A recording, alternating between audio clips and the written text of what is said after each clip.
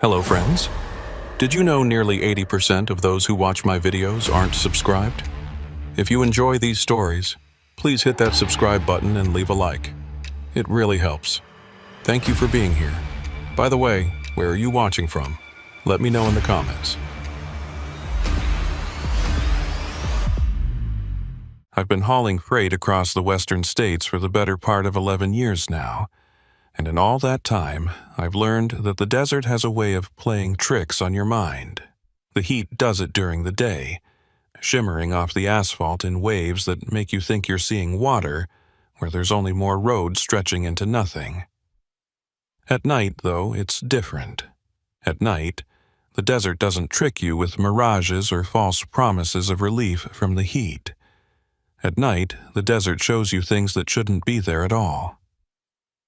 My name is Gideon Rexford, and I drive an 18-wheeler for a mid-sized logistics company out of Reno. Most of my routes take me through Nevada, which means I spend a lot of time on some of the loneliest stretches of highway in the continental United States. Highway 50, the one they call the loneliest road in America, is practically my second home. I've driven it so many times I could probably do it blindfolded, which is why what happened to me 3 months ago shook me so badly. When you know a road that well, when you've traveled it in every season and at every hour, you notice when something's wrong. You notice when something appears that has no business being there. It was a Tuesday night in late January when I started my run from Reno to Ely, hauling a load of construction equipment that needed to be there by morning. The weather forecast had called for clear skies, and for once, the forecast was right. No clouds, no wind, just that vast Nevada darkness pressing down from above like a physical weight. The temperature had dropped to somewhere in the low 20s, cold enough that I could see my breath when I did my pre-trip inspection, checking the tires and making sure all the straps were secure on my flatbed. Everything looked good, so I climbed into the cab, fired up the engine, and pulled out of the depot around 9:30 p.m. The first hour was completely routine. I merged onto Highway 50 eastbound and settled into that familiar rhythm that all long-haul drivers know, where the road becomes almost meditative and your mind sort of floats while your hands and feet do all the work. The radio was playing some old country station out of Carson City, and I had my thermos of coffee wedged into the cup holder, still steaming hot.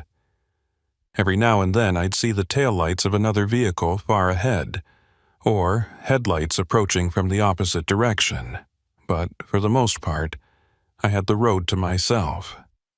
That's normal for Highway 50, especially on a Tuesday night in winter. Most people don't have any reason to be out here, and the ones who do are usually trying to get where they're going as fast as possible. Around mile marker 47, just past the turnoff for Silver Springs, I noticed my fuel gauge was sitting at about a quarter tank. I hadn't planned to stop until I got to Fallon, which had a truck stop I'd used dozens of times before. But I was making good time, and the night was so clear and calm that I decided to push through to Austin instead. It would mean a longer stretch between fuel stops, but Austin had cheaper diesel, and every penny counts when you're an owner-operator leasing to a company. The decision was purely practical, the kind of minor calculation that drivers make 100 times on every run. I had no way of knowing that this particular decision would change everything. By the time I passed through Fallon, it was almost 11 p.m. The town was mostly dark, just a few streetlights marking the main intersection and the glow of a couple of gas stations that stayed open late for people passing through. I didn't stop, just kept the hammer down and continued east. The road beyond Fallon is where Highway 50 really earns its reputation for loneliness. There's nothing out there but sagebrush and sand, with mountains rising in the distance like dark teeth against the slightly less dark sky. No towns, no houses, no lights of any kind except for your own headlights cutting through the blackness ahead. I'd been driving for maybe 20 minutes past Fallon when I first noticed the lights behind me. They appeared suddenly in my mirrors, 3 sets of headlights maybe half a mile back, moving at roughly the same speed I was. At first, I didn't think much of it. Truckers often end up traveling in loose convoys like that, not planned or organized, just the natural result of vehicles leaving around the same time and maintaining similar speeds. It's actually kind of comforting sometimes, knowing there are other drivers out there in the dark with you, even if you never speak to them or learn their names. We're all just trying to make a living, moving goods from one place to another through the long, cold nights. But something about these lights bothered me, though I couldn't put my finger on what it was at first. They maintained a perfectly consistent distance behind me, never getting closer, never falling back. When I sped up slightly, they sped up. When I slowed down to test it, they slowed down too. The spacing between the three sets of lights never changed either, like they were locked together somehow. I watched them in my mirrors for a good 10 minutes, trying to decide if I was just being paranoid or if there was actually something strange going on. Then I realized what was bothering me. The lights were old. Not the trucks themselves, but the headlights. Modern semi-trucks have bright white LED or HID headlights that light up the road like daylight. These lights behind me were the yellowish color of old, sealed beam headlights, the kind of lights that haven't been standard equipment on trucks for probably 30 years. They had that dim, slightly orange quality that I remembered from when I was a kid, riding with my dad in his Peterbilt back in the early 90s. Seeing lights like that on a modern highway was like seeing someone driving a Model T on the interstate. Technically possible, but so unusual that it demanded explanation. I grabbed my CB radio and keyed the mic. "Breaker, breaker. This is Rexford hauling eastbound on Highway 50 at marker 68. Got 3 trucks running behind me. Wondering if you guys are monitoring this channel." I waited, listening to the static, then tried again. "This is Rexford to the 3 trucks behind me on 50 eastbound. You guys got your ears on?" Nothing but static. Either they weren't running CBs, which would be strange for trucks that old, or they weren't interested in talking. Or maybe, a small voice in the back of my mind suggested, there was another reason they weren't answering. I told myself I was being ridiculous. They were just old trucks, probably owned by some small outfit that couldn't afford newer equipment, running late-night hauls when there was less traffic to slow them down. The drivers were probably listening to music or podcasts instead of monitoring the CB, which was increasingly common these days. There was no reason to feel uneasy about it. But I did feel uneasy, and the feeling was getting stronger with each passing mile. At mile marker 78, I decided to pull off at the next turnout and let them pass. It wasn't a rest stop or anything, just a wide spot in the road where the highway department had paved a little extra asphalt for emergency stops. I put on my turn signal, though there was no one else around to see it, and eased my rig onto the shoulder. The air brakes hissed as I came to a complete stop, and I shifted into neutral, letting the engine idle. Then I watched my mirrors, waiting for the 3 sets of headlights to pass by. They didn't pass. Instead, they slowed down and pulled off the road about 200 yards behind me, stopping in a line. I could see them clearly now in my mirrors, 3 shapes darker than the surrounding darkness, their yellow headlights pointed straight at me. They just sat there, idling, making no move to pass or pull up closer. The distance between us remained constant, like there was some invisible barrier they couldn't or wouldn't cross. My heart was starting to beat faster now, a sick feeling building in my stomach.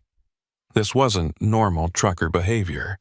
If they needed help, they would have used the CB or pulled up next to me.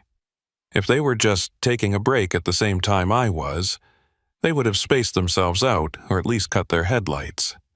But they just sat there in formation, watching me. I thought about getting out and walking back to ask if everything was okay, but something stopped me.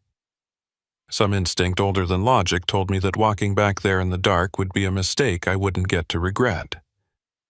I put the truck back in gear and pulled onto the highway, accelerating harder than I normally would.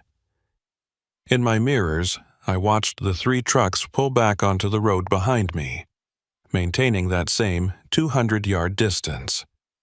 My hands were gripping the steering wheel tighter than they needed to, and I realized my breath was coming faster. I tried the CB again, cycling through all the channels, but there was nothing except static and the occasional distant voice from some trucker 50 miles away. Whatever was behind me, they weren't talking. For the next 45 minutes, we continued like that. Me driving east through the Nevada darkness, them following at that exact same distance, never varying, never closing, never falling back. I tried speeding up to 75, then 80, pushing my truck harder than I should have been pushing it with the load I was carrying. They kept pace effortlessly. I tried slowing down to 50, then 45. They slowed down too. It was like we were connected by some invisible tow rope, or like they were shadows being cast by my own headlights, except that made no sense because they were behind me. Around 1 in the morning, I passed the town of Sand Mountain, which isn't really a town at all, just a name on the map marking a spot where there used to be a gas station that closed sometime in the 1980s. I knew Austin was still about 40 miles ahead, and I was starting to seriously consider whether I should just pull off and wait for daylight, let whatever was behind me pass or disappear or reveal itself to be nothing more than a normal convoy of old trucks. But the thought of sitting on the side of the road with those lights behind me in the dark made my skin crawl. At least while I was moving, I felt like I had some control over the situation. That's when I noticed something that made my blood run cold. The lights behind me weren't reflecting off the ground.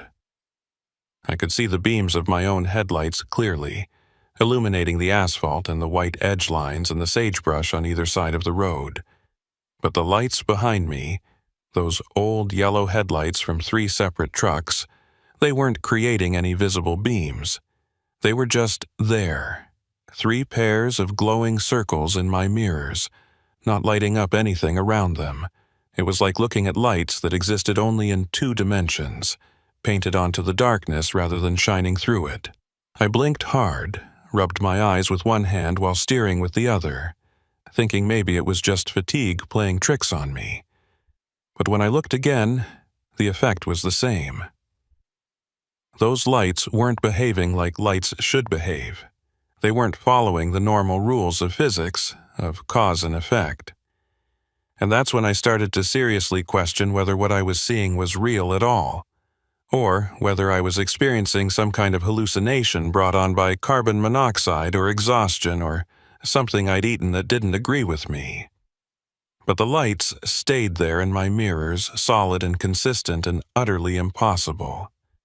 I reached for my phone, thinking I'd call my friend Thorne Kessler, who ran a truck repair shop in Reno. Thorne had been driving trucks for 25 years before he hung up his keys and opened the shop, and he'd heard every kind of weird road story there was. If anyone could make sense of this, it would be him. But when I looked at my phone, I saw I had no signal, not even 1 bar. That wasn't unusual on Highway 50, but the timing felt ominous. I was approaching mile marker 120 now, getting close to the junction with Highway 722, which branched off to the north toward Battle Mountain. I made a split-second decision. I'd take 722 and see if the lights followed me off Highway 50. If they did, then I'd know for certain that this wasn't random, that whatever was happening was specifically about me. If they didn't, if they just continued east on 50, then maybe I could convince myself it had all been a coincidence, just some strange atmospheric phenomenon or trick of the light. The turnoff came up fast, and I jerked the wheel harder than I should have, feeling the load shift slightly behind me as I took the turn. My tires squealed a little, and I heard one of the straps on the flatbed creak in protest, but everything held. I straightened out onto Highway 722 and immediately looked in my mirrors to see what the lights would do. They followed me. All three of them took the turn in perfect formation, maintaining that same impossible distance. And now that we were on a different road, one that I hadn't planned to take, and had only decided on at the last second, I knew this couldn't be a coincidence. Whatever those lights were, whatever was creating them, it was following me specifically. It wanted something from me, or wanted to show me something, or was herding me towards some destination I couldn't yet see. Highway 722 runs north through even more desolate country than Highway 50, if that's possible. This was mining territory once, back in the silver boom days, but now there's nothing out here except the ghosts of abandoned claims and the occasional coyote. The road is narrower than 50, more winding, with steep drop-offs on one side and rocky cliffs on the other. Not a good place to be if something went wrong with your truck. Not a good place to be at all, especially at 1:30 in the morning with 3 impossible lights following behind you in the darkness. I kept driving because there was nothing else to do. Stopping seemed like an even worse idea now that we were on this secondary road where no one else would be coming along. At least, on Highway 50, there was a chance that another truck or a state trooper might pass by. Out here, we might as well have been on the far side of the moon. Around mile marker 12 on Highway 722, I noticed something new. The temperature gauge on my dashboard was starting to climb. Not fast, but steadily, the needle moving from its normal position in the middle toward the higher numbers that meant trouble. I checked my mirrors to see if I could spot any steam coming from the radiator, but I couldn't see anything except those 3 sets of yellow lights. The engine sounded fine, no knocking or missing, but that gauge kept climbing. Then the oil pressure started to drop. First a little, then more, the needle sinking toward the red zone while my heart sank with it. I knew what this meant. Something was seriously wrong with my engine, and if I didn't stop soon, I'd be looking at catastrophic failure. But stopping meant being alone with whatever was behind me, and I wasn't sure I was ready for that. The decision was made for me when the engine started to knock, a deep, rhythmic hammering sound that every trucker knows and dreads. I was losing oil pressure fast, probably from a blown seal or a cracked line, and if I kept driving, I'd seize the engine completely. I had no choice. I had to pull over. I spotted a wider section of shoulder ahead and eased the truck onto it, feeling sick to my stomach. The air brakes hissed. The engine shuddered and died, and suddenly I was sitting in complete silence except for the ticking of cooling metal. I looked in my mirrors, expecting to see the 3 trucks pull up behind me, but they were gone. The road behind me was completely empty. Just darkness and the faint outline of mountains against the slightly lighter darkness of the sky. There were no lights, no sounds, nothing to indicate that anyone had been following me at all. I sat there for a long moment, trying to process what I was seeing, or what I wasn't seeing. Had they turned off somewhere? Had I imagined the whole thing? I replayed the last few hours in my mind, trying to find the moment when reality had started to slip, but I couldn't. The lights had been there. I'd seen them. I'd watched them follow me for nearly 2 hours, through every turn and speed change, and a knock on my passenger side window made me jump so hard I hit my head on the roof of the cab. I spun to look, my hand instinctively reaching for the tire iron I kept under the seat, but what I saw stopped me cold. There was a woman standing outside my truck, illuminated by my cab lights. She was wearing a dispatch uniform, the kind that small trucking companies used back in the day, with a name tag that read May. She looked solid and real, not translucent or ghostly, and she was gesturing for me to roll down the window. Her face was friendly, concerned, like she'd just stopped to help a stranded driver. I cracked the window an inch, keeping the tire iron in my other hand. "You okay, driver?" she called out. Her voice was clear and normal, with a slight Western accent. "Saw your lights from the road. Engine trouble?" "Yeah," I managed to say, my voice coming out rough. Lost oil pressure. You from around here? She smiled, but it didn't quite reach her eyes. You could say that. Been working these roads a long time. Listen, you're going to want to leave this truck here and walk back to Highway 50. There's a rest stop about 8 miles west. You can call for a tow from there. 8 miles is a long walk, I said, watching her carefully. Something about this situation felt wrong, but I couldn't articulate what it was. She looked real, she sounded real, but every instinct I had was screaming that I shouldn't trust her. Better a long walk than staying here, she said, and now her smile faded completely. This road isn't safe at night. Haven't you noticed? Haven't you seen what's been following you? My grip tightened on the tire iron. What do you know about that? Everything, she said simply. I know because I was one of them once. Back in 1907, there was a convoy, 3 trucks running freight from Reno to Battle Mountain. We never made it. Something happened on this road. Something that shouldn't have happened. And now we're stuck here. We drive the same route every night, over and over, and sometimes we see other trucks and we follow them, trying to remember what it was like to be real. I stared at her, my mind refusing to process what she was saying. That's insane. You're saying you're a ghost? I'm saying you need to leave, she said, and there was an urgency in her voice now. Your engine didn't break down on its own. We did that, trying to make you stop, trying to make you see us. But now that you're stopped, the others are coming, and they're not as friendly as I am. They don't remember being human anymore. They just remember the road and the crash, and they want someone to share it with them. As if on cue, I heard the sound of engines in the distance, growing closer. I looked past May and saw them coming up the road, 3 sets of yellow headlights. But now they were moving faster, closing the distance that they'd maintained so carefully before, and I could see the shapes of the trucks themselves, old Peterbilts and Kenworths from the 80s, their chrome dull and their paint faded. Go, May said, stepping back from my truck. Get out and run. Don't look back, don't stop, just run until you hit Highway 50. Do it now. I didn't need to be told twice.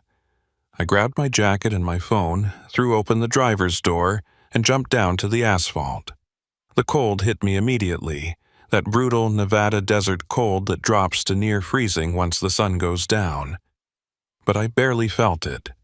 All I could feel was pure animal terror as I started running back the way I'd come, my boots pounding the pavement, my breath coming in ragged gasps. Behind me, I heard the trucks getting closer, their engines roaring like hungry beasts. I risked a glance over my shoulder and immediately wished I hadn't. They were right there, maybe 50 yards back, bearing down on me with those awful yellow lights. And I could see the drivers now, or what used to be drivers, slumped over their wheels with their heads at wrong angles, their bodies moving in jerky puppet-like motions as they steered their trucks toward me. I ran faster than I've ever run in my life, my lungs burning, my legs pumping, the cold air searing my throat. The road stretched ahead of me into darkness, and I had no idea how far I'd have to go before I reached the junction with Highway 50. 8 miles, May had said. 8 miles might as well have been 800 at the speed I was moving. The sound of the trucks was deafening now, right behind me, and I could feel the heat from their engines and smell diesel fuel and something else, something rotten and wrong. I veered off the road into the sagebrush, stumbling over rocks and dips in the ground, thinking maybe they couldn't follow me off the pavement. But I heard their tires leave the asphalt, heard the scrape of metal on rock as they crashed through the brush after me. This was it, I thought. This was how I was going to die. Run down by ghost trucks on a forgotten Nevada highway, my body left for the vultures and coyotes, another mystery for some future trucker to wonder about. I thought about my ex-wife, my daughter, who I barely got to see since the divorce. My friend Thorn. I thought about all the things I'd never get to do, never get to say. And then I saw lights ahead. Real lights, white and bright, sweeping across the landscape. Headlights from a vehicle on Highway 50, moving west to east. I changed direction, running toward those lights like they were the gates of heaven itself. Screaming, though I knew no one could hear me over the sound of engines and wind. The sound of the trucks behind me suddenly cut off. Just stopped, like someone had flipped a switch. I risked another glance back and saw them sitting there in the brush, maybe 30 yards away. Their yellow lights dim now, their engines silent. They weren't moving anymore.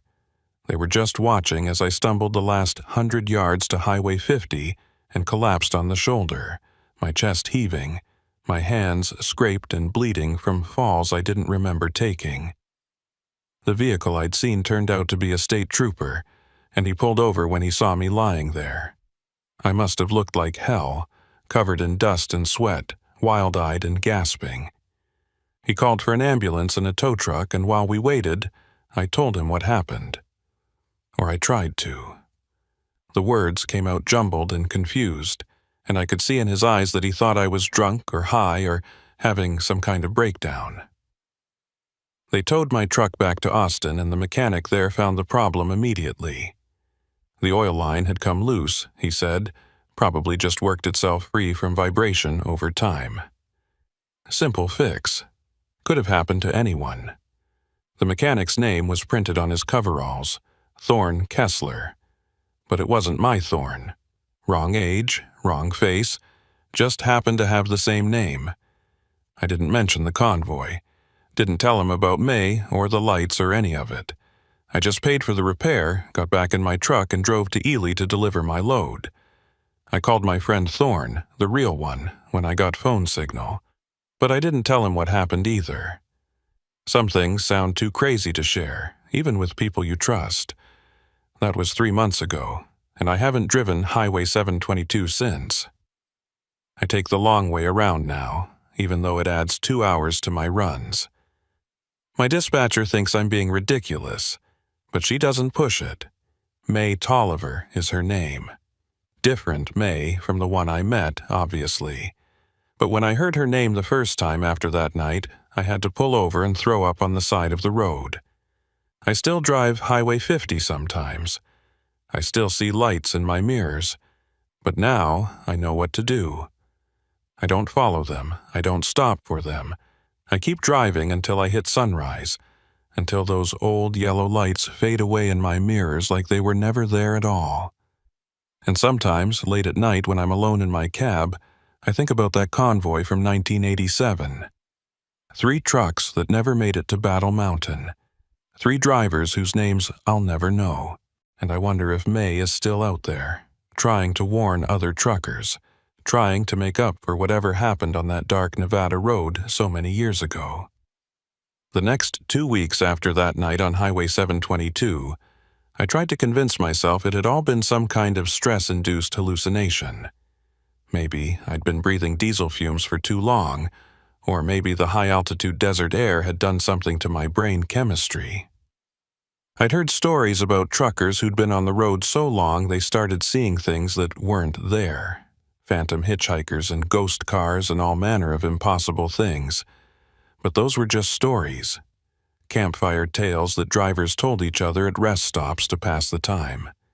They weren't supposed to be real. But I couldn't shake the memory of those yellow lights in my mirrors, or the sound of May Tolliver's voice telling me to run. I couldn't forget the feeling of those trucks bearing down on me through the sagebrush, their engines roaring like they were powered by something other than diesel and steel. Most of all, I couldn't stop thinking about what May had said about the 1987 convoy, about drivers who were stuck repeating the same route night after night, trapped in some kind of loop they couldn't escape from. I started doing research during my downtime, which wasn't something I normally did. Usually when I wasn't driving, I was either sleeping or catching up on bills or trying to maintain some kind of relationship with my daughter through video calls and text messages. But now I found myself in public libraries and truck stop lounges with Wi-Fi, searching through old newspaper archives for any mention of accidents on Highway 722 in 1987. Nevada has a surprising amount of its local history digitized, probably because there's so little of it compared to eastern states, and it didn't take me long to find what I was looking for. The accident had happened on March 14, 1987, according to the Reno Gazette-Journal. 3 trucks hauling mining equipment from Reno to Battle Mountain had gone off Highway 722 in the early morning hours, plunging into a ravine. All 3 drivers were killed instantly. The article was brief, just a few paragraphs in the local news section, and it didn't provide many details. There was no explanation for why all 3 trucks had left the road at the same time. No mention of weather conditions, or mechanical failure, or driver error. The investigation had concluded it was probably black ice, though the article noted that temperatures that night had been above freezing. One of the drivers was listed as May Tolliver, age 28, employed by Silver State Logistics. Her photograph showed a woman who looked exactly like the one I'd seen outside my truck that night, down to the dispatch uniform and the friendly smile that didn't quite reach her eyes. The other 2 drivers were Harlan Murdoch and Vernon Pike, both in their 40s, both with families. The article mentioned that Silver State Logistics had closed down 6 months after the accident, unable to recover from the loss of personnel and equipment. I sat in that truck stop lounge, staring at May's photograph for a long time, trying to reconcile what I was seeing with what I thought I knew about the world. Ghosts weren't real. Dead people didn't warn living truckers about danger on lonely highways. Physics didn't allow for engines that cast no light beams or trucks that could appear and disappear like smoke. But I'd seen it. I'd experienced it. And now I had proof that at least part of what May told me was true. The problem was, I couldn't just avoid Highway 722 forever. My job required flexibility, and sooner or later my dispatcher would route me through that area again. More than that, I found myself thinking about those drivers, about May and Harlan and Vernon, stuck in some kind of eternal replay of their worst moment. May had been trying to help me, trying to warn me away from whatever fate had claimed her and her convoy. But what about the others? What about Harlan and Vernon, who May said didn't remember being human anymore? Were they suffering? Did they know they were dead? Or were they just running on some kind of ghostly autopilot, doomed to chase living truckers through the Nevada darkness until the end of time? I called Thorne Kessler one afternoon when I was parked at a rest stop outside of Carson City. Thorne and I had been friends since I first started driving trucks, back when I was still learning how to double clutch and he was teaching safety classes for new drivers. He'd seen me through my divorce, through the lean years when I couldn't get enough loads to make my truck payments, through every crisis and setback that comes with life on the road. If there was anyone I could talk to about this without being laughed out of the room, it was Thorne. He answered on the 3rd ring, his voice gravelly from years of breathing diesel smoke and desert dust. "Gideon, what's going on? You don't usually call in the middle of the day." "I need to ask you something," I said, watching a family pile out of an RV at the far end of the rest stop parking lot. "Have you ever heard stories about Highway 722, about trucks that drive it at night?" There was a long pause on the other end of the line. Then Thorne said, "What happened?" So I told him. All of it.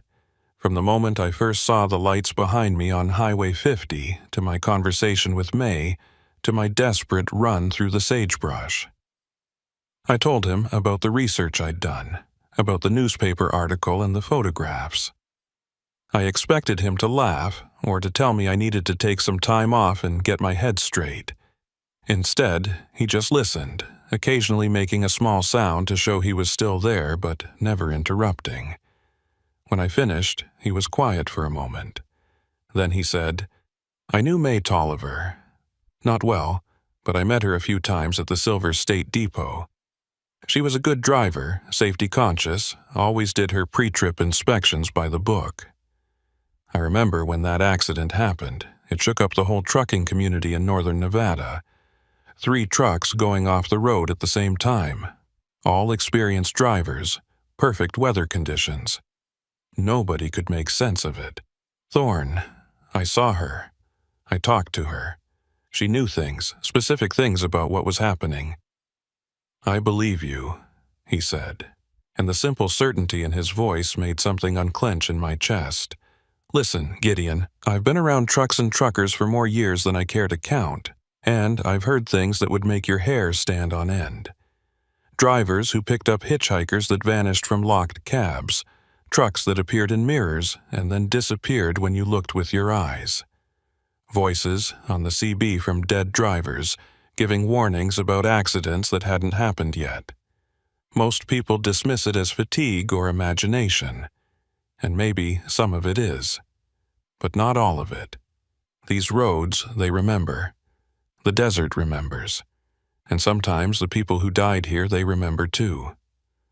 "What am I supposed to do?" I asked.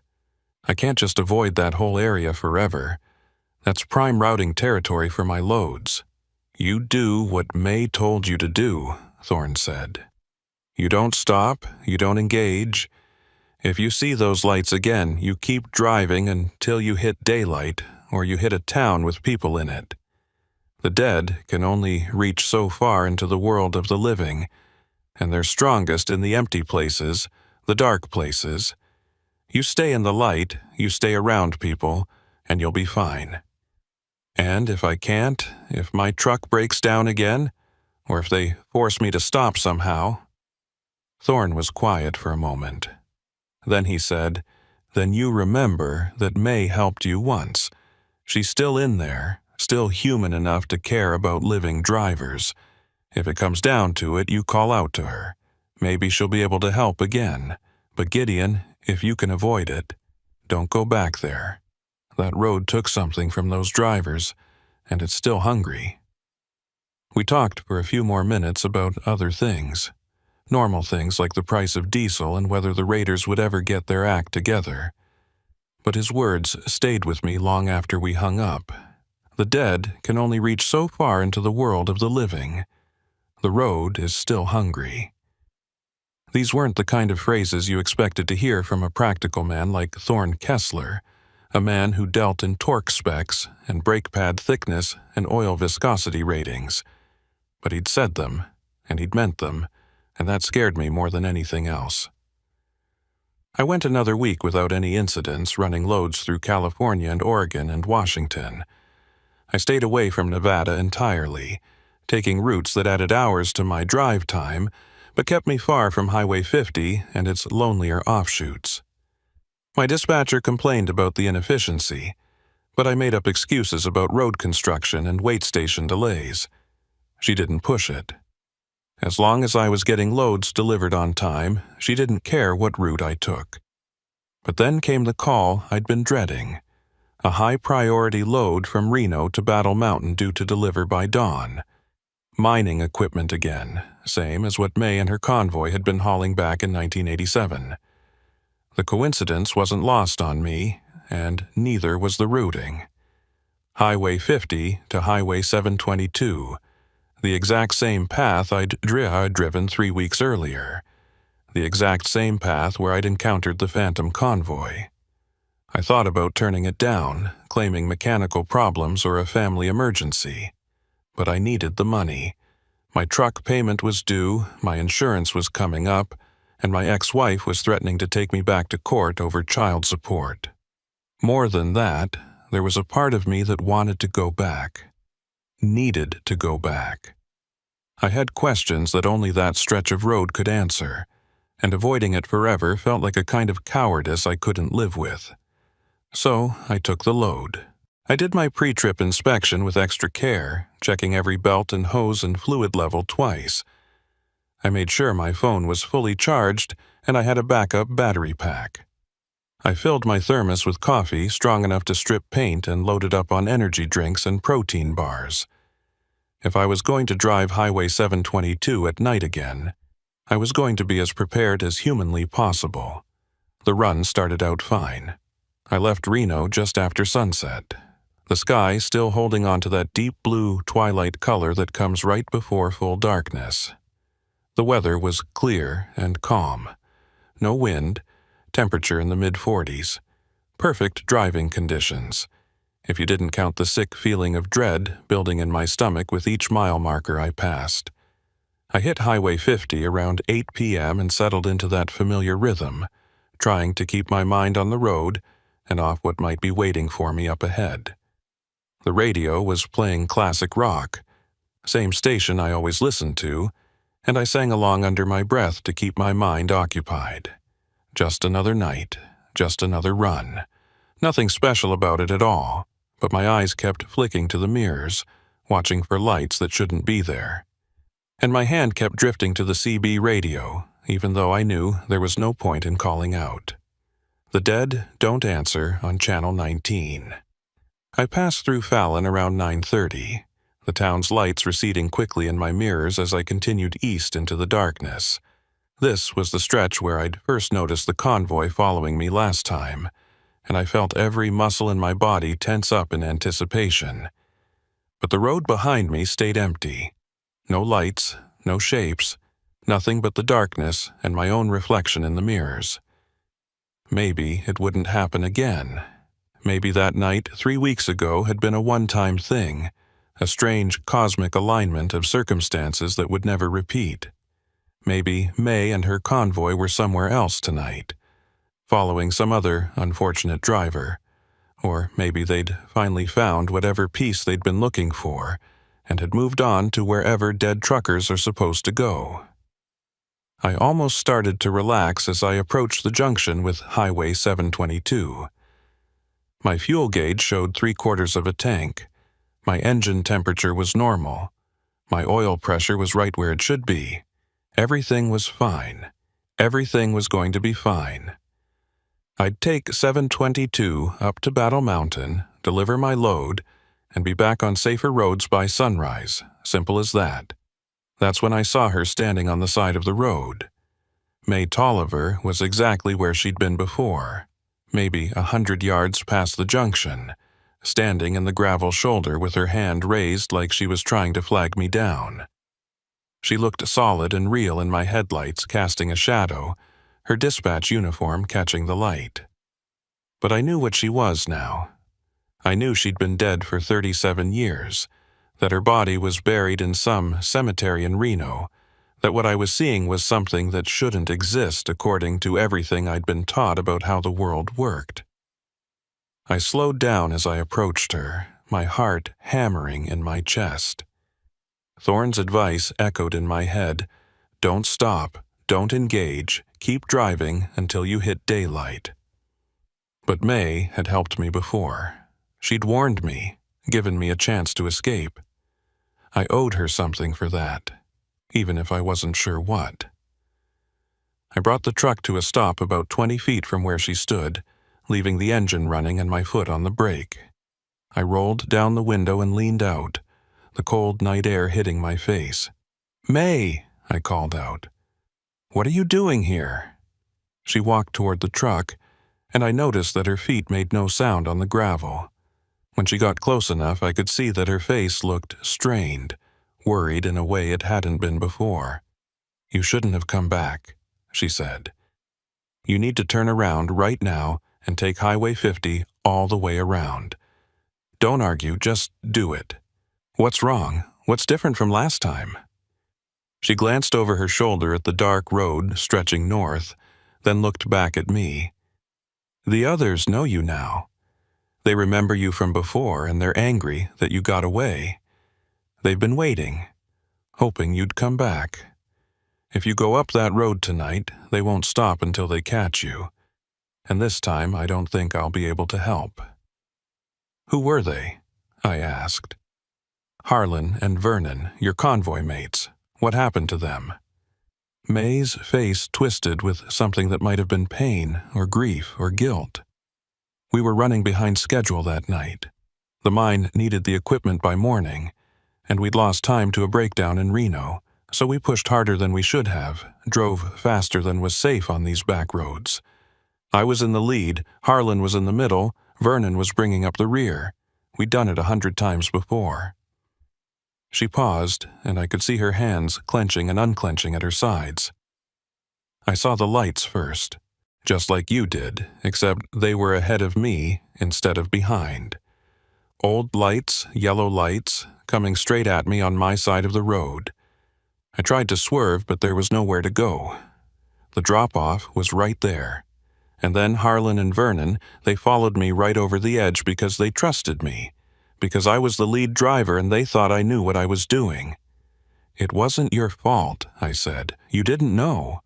That's what they told me at first, the other dead people on this road. There are more of us than you'd think, Gideon. This desert has claimed a lot of truckers over the years. They said it was the road itself that killed us, that the lights were just the road's way of hunting. But Harlan and Vernon, they didn't see it that way. They blamed me. They still blame me.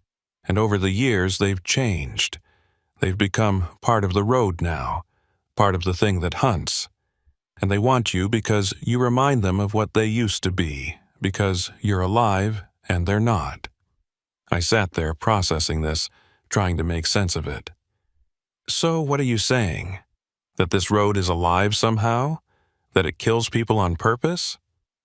I'm saying there are places in this world where the boundary between life and death gets thin, May said. Places where the desert is so empty and so quiet that the dead can push through. Highway 722 is one of those places. Always has been, long before they paved it.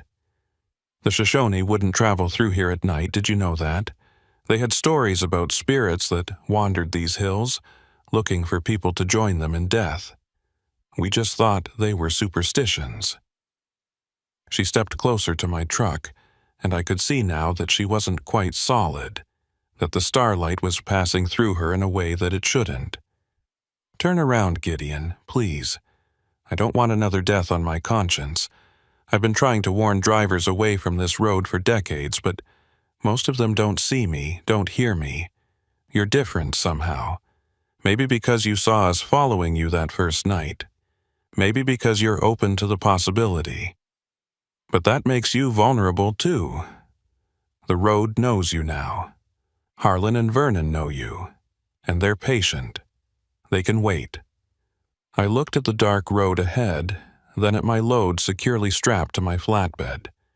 I thought about the mine waiting for this equipment, about my bills waiting to be paid, about my daughter who deserved a father who kept his commitments. Then I thought about May's warning, about Thorne's words, about the very real possibility that if I continued up Highway 722 tonight, I might not make it to Battle Mountain at all. I appreciate the warning, I said finally, but I've got a job to do. I'll be careful, I'll keep my speed up, and I won't stop for anything, but I can't turn around. May looked at me for a long moment, her expression sad. Then at least let me ride with you. If Harlan and Vernon come, maybe I can slow them down, buy you enough time to get clear. I can't promise it'll work, but it's better than facing them alone. The thought of driving with a ghost in my passenger seat should have terrified me, but somehow it didn't. May had been trying to help me from the start, and even in death, she was still acting like the safety-conscious driver Thorne had described. All right, I said, get in. She walked around the front of the truck and I watched her in the headlights. She moved like a living person, with weight and presence, but there was something slightly off about it, like watching a video with a frame rate that didn't quite match reality. When she opened the passenger door and climbed in, I didn't feel the truck shift the way it normally did when someone got in, but she sat down in the seat, pulled the door closed, and looked at me with those worried eyes that held 3 decades of death in them. Drive fast, she said. Don't look in the mirrors unless I tell you to. And whatever you hear, whatever you see, don't stop. Promise me that. I promise, I said, and put the truck in gear. We pulled back onto Highway 722, the darkness swallowing us whole. And somewhere behind us, in the empty desert night, I heard the sound of engines starting up. The sound of those engines behind us wasn't like normal diesel engines. There was something wrong with the pitch, something that made my teeth ache and my hands grip the steering wheel tighter than they needed to.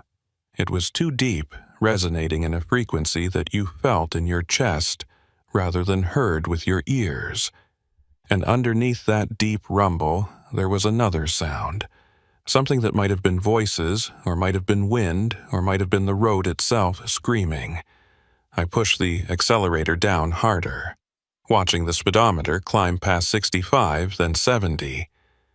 My truck wasn't built for speed, not with a full load of mining equipment strapped to the flatbed, but I coaxed every bit of velocity I could out of her.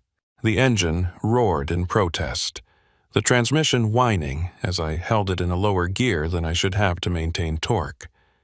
Every trucker instinct I had was telling me this was dangerous, that I was risking a rollover or a jackknife or a dozen other catastrophic failures. But May sat beside me in the passenger seat, her ghostly hands clenched in her lap, and the look on her face told me that mechanical failure was the least of my worries right now. "How far back are they?" I asked, keeping my eyes on the road ahead. The headlights carved a tunnel through the darkness, illuminating nothing but asphalt and the occasional scrub brush at the shoulder. May twisted in her seat to look behind us, and I saw her transparent form flicker slightly, like a television picture losing signal. "Maybe half a mile. They're gaining, but not as fast as they could be. I think they're toying with us, trying to make the fear last longer. That's what they do now. It's all they have left." "Tell me about them," I said, partly because I wanted to understand what we were dealing with, and partly because talking helped keep the panic at bay. "Harlan and Vernon, what were they like before?" May was quiet for a moment, her eyes still fixed on whatever she could see behind us that I couldn't. "Harlan Murdoch was from Winnemucca originally, married, 3 kids, been driving trucks since he got out of high school. He was the kind of guy who always had a joke ready, always tried to keep spirits up on long hauls. We'd run convoys together maybe a dozen times before that night, and every single time he'd have us laughing about something. His wife used to pack him these elaborate lunches, sandwiches cut into shapes, little notes written on the napkins. He'd show them to us at rest stops, grinning like a kid." She paused, and I could hear the pain in her voice even though she'd been dead for 37 years. Vernon Pike was different, quieter, more serious. He was from Battle Mountain, had worked in the mines before he started driving. He knew those roads better than anyone, every curve and grade and rough patch. He used to say that Highway 722 had a personality, that you had to respect it or it would bite you. I thought he was just being superstitious. Turns out he was right. "What happened to them after the crash? How did they become what they are now?" May turned back to face forward, her expression haunted. "At first, we were all the same, confused, scared, not understanding why we couldn't leave this stretch of road. We'd try to walk away, but we'd always end up back at the crash site. We'd flag down other drivers, but most of them couldn't see us or wouldn't stop. The ones who did stop, they couldn't help. What were they going to do? We were already dead." She looked down at her hands, which were starting to fade at the edges, becoming more translucent.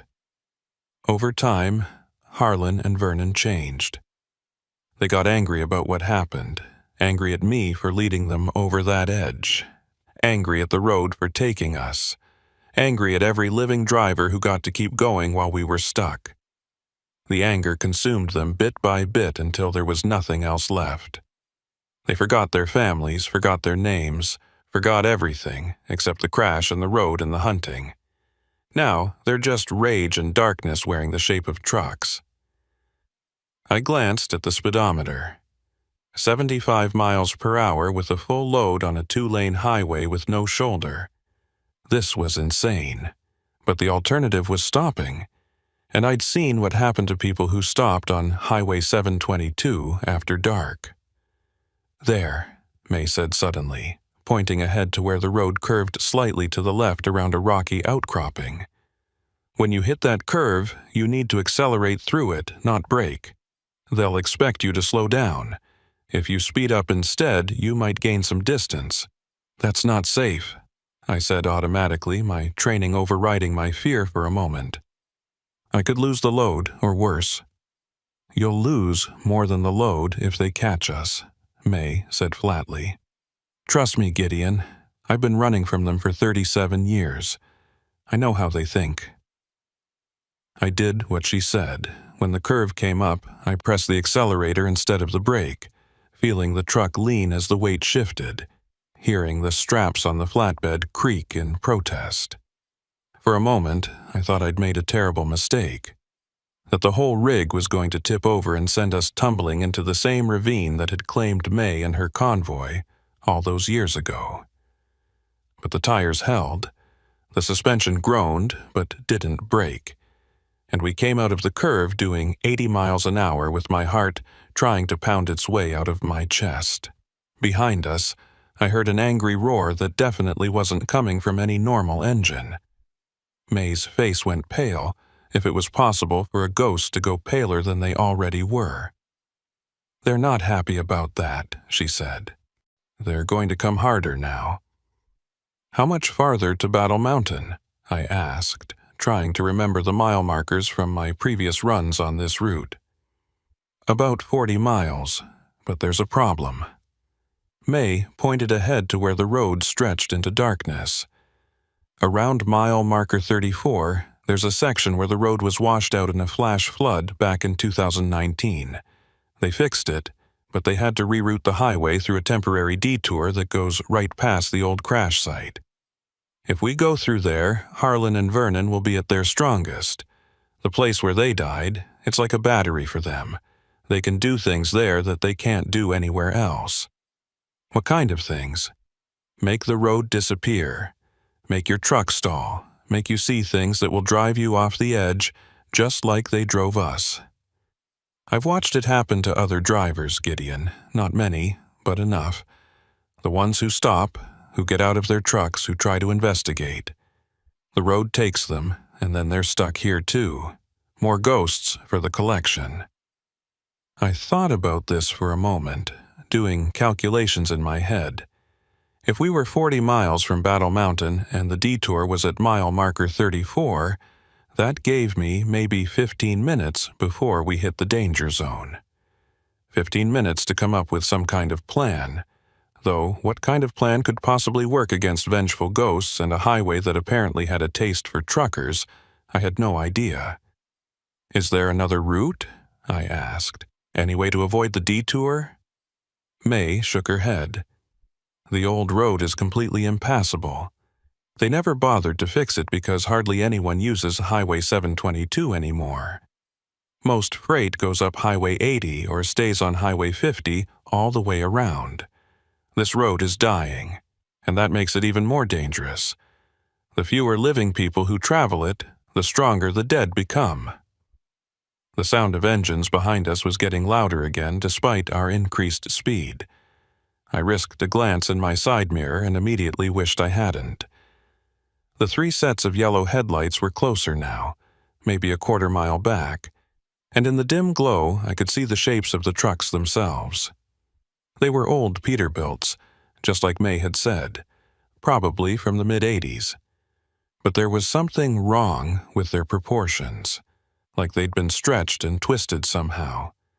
Their grills looked too wide, their windshields too dark, their chrome accessories catching the light in ways that chrome shouldn't.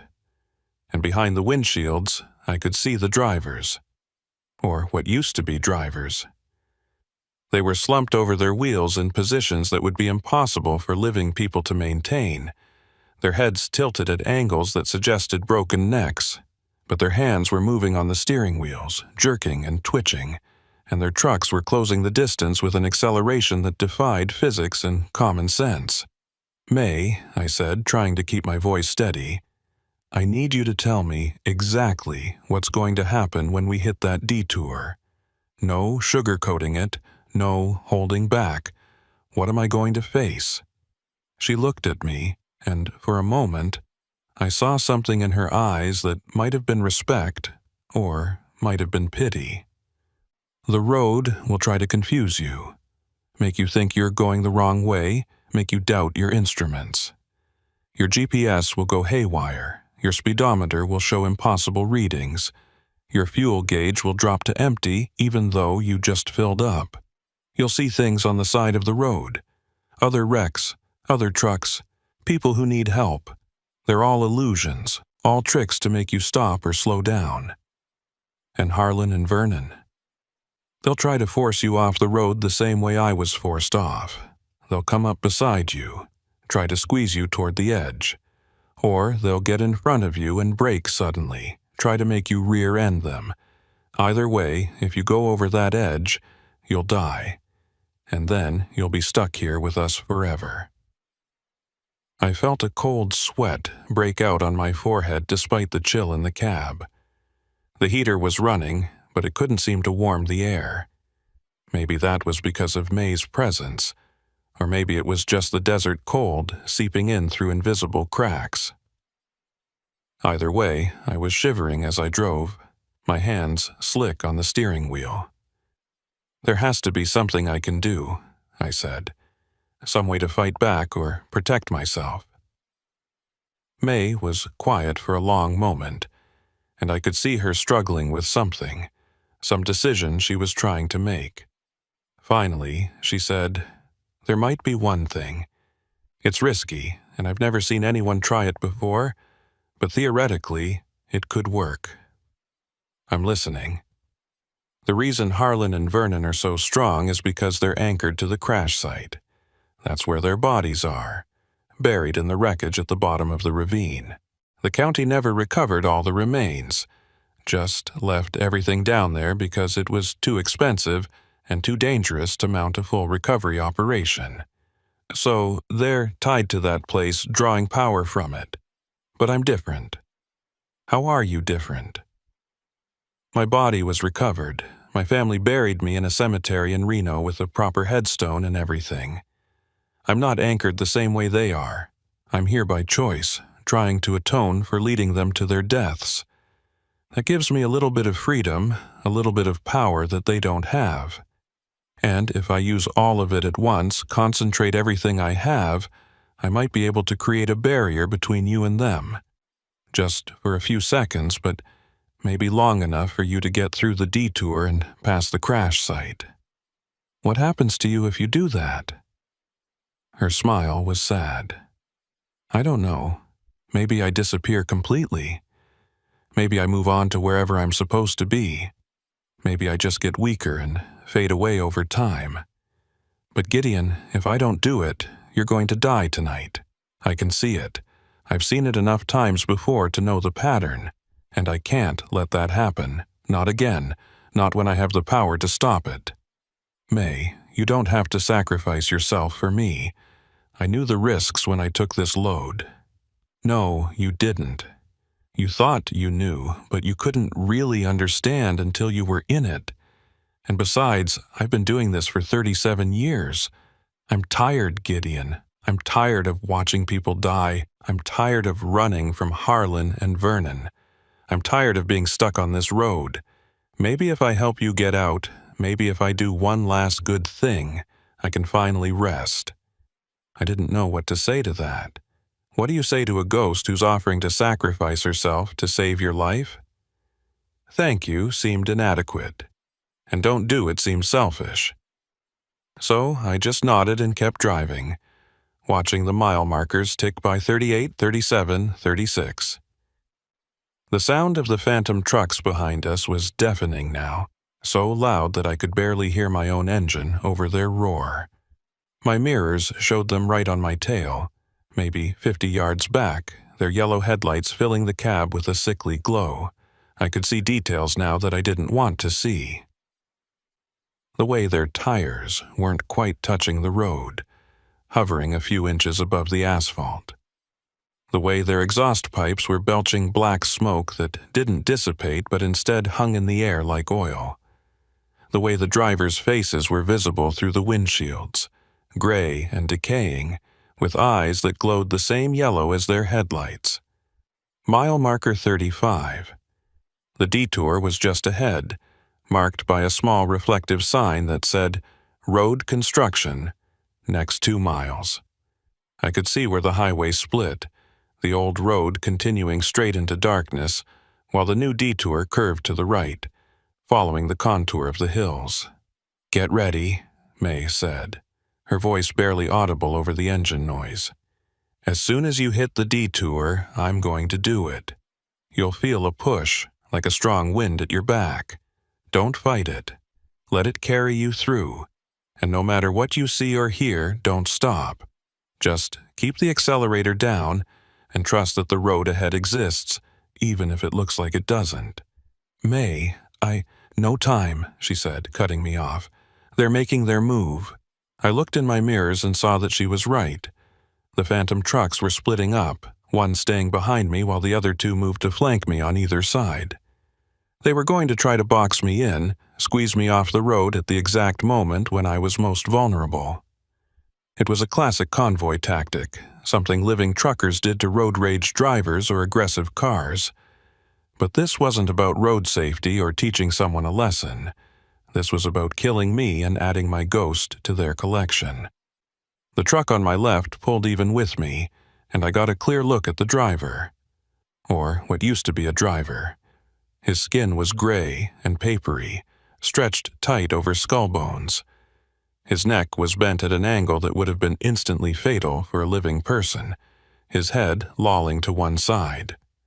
But his hands were locked on the wheel, and his foot must have been jammed on the accelerator because his truck was matching my speed exactly. The name Murdoch was just barely visible on the door, faded paint that had once been red, but was now the color of dried blood. On my right, the second truck pulled up, its driver in the same condition. The name on this door said Pike, in letters that seemed to shimmer and fade even as I looked at them. Vernon's truck was even with my trailer now, starting to edge toward me, trying to force me toward the center line where Harlan's truck waited to complete the squeeze. "Now, May!" I shouted, though I knew she'd been waiting for exactly this moment. The ghost woman beside me suddenly blazed with light, a cold, blue glow that filled the entire cab and spilled out through the windows. She raised her hands, and I felt the temperature drop so fast that frost formed on the inside of my windshield. Then she pushed, and the world exploded into motion. A wall of force hit the 2 flanking trucks and sent them careening away from me like they'd been swatted by a giant hand. Harlan's truck spun out to the left, its tires screaming on the asphalt even though they weren't touching it. Vernon's truck veered to the right, clipping the shoulder and sending up a spray of gravel that hung in the air like frozen rain. And I felt that push May had described, that wind at my back, propelling my truck forward with an acceleration that should have been impossible. The speedometer needle swung past 80, past 90, past numbers that my truck had never reached before and never should have been able to reach with a full load. The engine was screaming, the transmission was howling, but everything held together as we rocketed forward into the detour. The road ahead looked like it was made of shadows and starlight, more suggestion than substance, and I had to fight every instinct that told me to brake, to slow down, to stop before I drove off into empty air. But I trusted May. I kept my foot on the accelerator and my hands on the wheel and my eyes pointed straight ahead. And somehow, impossibly, the road stayed beneath my tires. I felt bumps and dips that shouldn't have been there, heard sounds that couldn't be real, saw shapes at the edge of my headlights that made no sense, but I didn't stop. I didn't even slow down. Behind me, I could hear the phantom trucks regrouping, roaring with rage, trying to catch up. But May's barrier was holding them back. that blue light forming a wall between my truck and theirs. I could see her in the passenger seat, still glowing, but fading now, becoming more transparent with each passing second. The effort of holding them back was consuming her, using up whatever ethereal energy kept ghosts anchored to the world. "Almost there," she said, her voice faint now, barely a whisper. "Just a little further. Past the next curve. That's where the crash site ends. That's where they can't follow." The curve came up fast, too fast, and I took it at a speed that would have made any DOT inspector have a heart attack. The truck leaned, the load shifted, and for a terrible moment I thought we were going over, thought I was about to join May and Harlan and Vernon in their eternal highway patrol. But then we were through it, the road straightening out, and I saw lights ahead. Real lights, electric lights, the glow of Battle Mountain rising from the desert like a promise of salvation. The sound of the phantom trucks cut off abruptly, like someone had flipped a switch. One second they were right behind me, roaring and raging, and the next second there was nothing but the normal sound of my own engine and the rush of wind past the cab. I checked my mirrors and saw only empty road behind me, the darkness complete and unthreatening. "May?" I said, turning to the passenger seat. She was barely visible now, just a faint outline, a suggestion of a person rather than the solid-looking ghost she'd been. But she was smiling. "You made it," she said, her voice so quiet I almost couldn't hear it. "I knew you would. Are you okay? What's happening to you?" "I'm leaving," she said simply. "Going wherever I was supposed to go 37 years ago. It feels peaceful. Thank you, Gideon. Thank you for letting me help you. Thank you for seeing me when so many others couldn't." "May, wait, But she was gone. Between one blink and the next, the passenger seat was empty, the faint blue glow fading to nothing. The temperature in the cab started to rise back to normal, and I realized I was alone again, just me and my truck and the long road ahead. I drove the rest of the way to Battle Mountain in a daze, barely aware of my surroundings. By the time I pulled into the mining facility to deliver my load, the sun was starting to rise, painting the desert in shades of pink and gold. The receiving dock workers seemed confused about why I looked so shaken, why my hands were trembling as I signed the delivery paperwork. I told them I'd had a close call with some wildlife on the road, which wasn't entirely a lie. After I secured the empty flatbed and did my post-trip inspection, I called Thorne Kessler. He answered on the first ring, like he'd been waiting for my call. "You made it," he said. It wasn't a question. "I made it," I confirmed. "May Tolliver helped me, but Thorne, I think she's gone now, really gone. She used herself up to save me from Harlan and Vernon." There was a long pause. Then Thorne said quietly, "That sounds like May. She was always the type to put others first. I hope she found what she was looking for. Me too." We talked for a few more minutes, but my heart wasn't in it. I was exhausted, mentally and physically drained in a way that no amount of sleep would fully fix. When we hung up, I sat in my truck for a long time, watching the sun climb higher in the sky and trying to process everything that had happened. Eventually, I started the engine and headed back toward Reno, taking the long way around via Highway 80. I didn't want to see Highway 722 again for a very long time, maybe never. As I drove, I found myself thinking about May, hoping that wherever she'd gone, she'd found peace, hoping that her 37 years of penance had been enough, that she'd been released from the guilt that had kept her tied to that cursed stretch of road. And I thought about Harlan and Vernon, still out there somewhere, still angry, still hunting, still trapped in a hell of their own making, unable to let go of the rage that had consumed their humanity. I wondered how many other drivers they'd catch before they finally burned themselves out or faded away completely. But mostly, I was just grateful to be alive, to be able to see the sunrise, to know that I'd have another chance to call my daughter and hear her voice. That's the thing about close calls with death, even supernatural death on haunted Nevada highways. They make you appreciate the simple fact of existence in a way that nothing else can. I never drove Highway 722 again. I made sure of that, even if it meant turning down loads or taking routes that cost me time and money. Some roads aren't worth traveling, no matter what they're paying. Some prices are too high, even for a trucker who needs every penny. And sometimes, late at night when I'm driving through the Nevada darkness on Highway 50 or Highway 80 or any of the other lonely roads that crisscross this empty state, I think I see a faint blue glow in the distance, like a guardian angel watching over the highways. I like to think it's May, still trying to warn drivers away from danger even in whatever form she exists in now. I hope she's found peace. She earned it. 3 months passed after that night on Highway 722, and I told myself I was doing fine.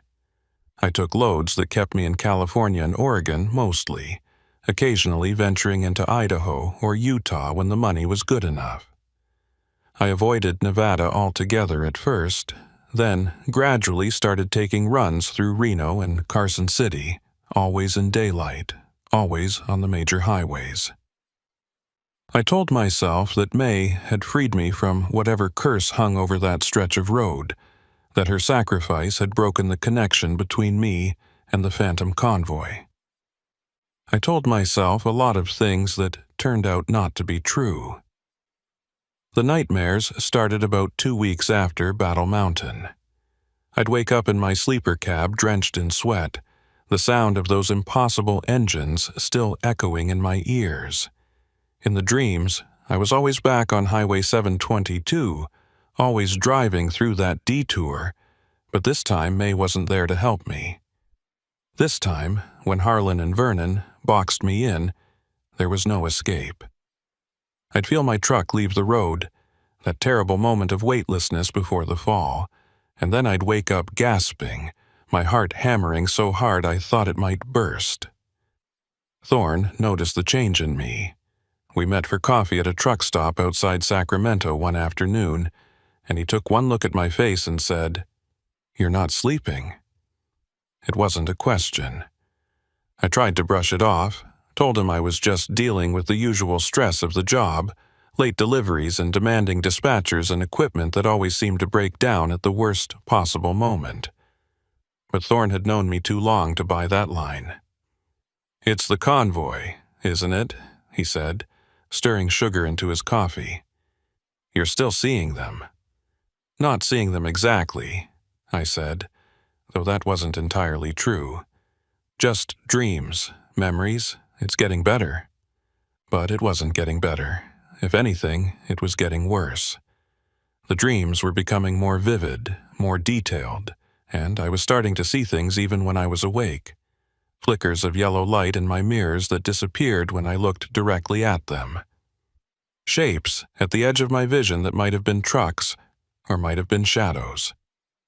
Once, while fueling up at a rest stop near Winnemucca, I could have sworn I heard someone calling my name in May's voice, but when I turned around, there was no one there. Thorne reached across the table and put his hand on my arm. "Listen to me, Gideon. What you went through, what you experienced, that leaves marks. Not physical marks, but psychological ones. You might want to talk to someone, a professional. There's no shame in it." "A therapist?" I almost laughed. "What am I supposed to tell them? That I was chased by ghost trucks on a haunted highway? That a dead woman saved my life by sacrificing whatever was left of her soul? They'd have me committed. Then tell them you had a close call, a near-death experience. You don't have to mention the supernatural part. The trauma is real either way, and trauma needs to be dealt with or it festers." He squeezed my arm. "Promise me you'll think about it." I promised, but I had no intention of following through. Talking about it wouldn't change what happened. It wouldn't bring May back or lay Harlan and Vernon to rest. It would just be words, and words had never fixed anything in my experience. What I needed was time and distance, and maybe enough long hauls to other states that I could forget Nevada existed altogether. But the universe had other plans. 2 days after my conversation with Thorne, my dispatcher called with a load that made my blood run cold. Mining equipment from Sacramento to Ely, Nevada, with a delivery deadline that would require night driving. The route she suggested was Highway 50, the same road where I'd first encountered the Phantom Convoy. When I tried to negotiate for a different route or a later delivery time, she got irritated and reminded me that I'd been turning down Nevada runs for months, and she was running out of patience with my pickiness. "You're a trucker, Rexford," she said, her voice sharp. "You go where the loads are. If you can't handle that, maybe you're in the wrong line of work." The implied threat was clear. Take the load or start looking for a new company to lease to. In this economy, with fuel prices climbing and competition fierce, I couldn't afford to be unemployed. So I took the load, even though every instinct I had was screaming at me not to. I told myself it would be fine, that Highway 50 was different from Highway 722, that whatever haunted that detour couldn't reach me on the main road. I told myself that May's sacrifice had meant something, that I was safe now. I was wrong about that too. The run started normally enough. I left Sacramento at 4 in the afternoon, giving myself plenty of time to reach Ely before midnight. The weather was clear, the truck was running smoothly, and the load was properly secured. By the time I crossed into Nevada and merged onto Highway 50 eastbound, the sun was setting, painting the desert in shades of orange and purple that would have been beautiful if I hadn't been wound so tight with anxiety. I passed through Carson City and Silver Springs without incident, the towns bright with streetlights and the comforting presence of other vehicles. But as I pushed deeper into the empty stretches between settlements, that familiar dread started building in my stomach.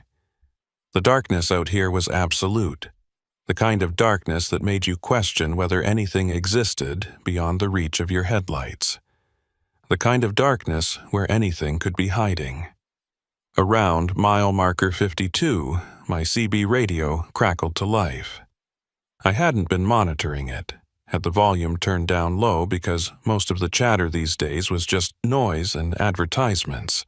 But now a voice came through, distorted and full of static, saying words I couldn't quite make out. I turned up the volume and keyed the mic. "This is Rexford eastbound on Highway 50. Whoever's trying to reach me, you're breaking up. Try again." The static cleared for a moment, and I heard it distinctly. A woman's voice, familiar and impossible. "Gideon, you need to turn back. They're waiting for you." My hands went numb on the steering wheel. "May? May, is that you?" More static, then her voice came through again, fainter this time. "Not May anymore.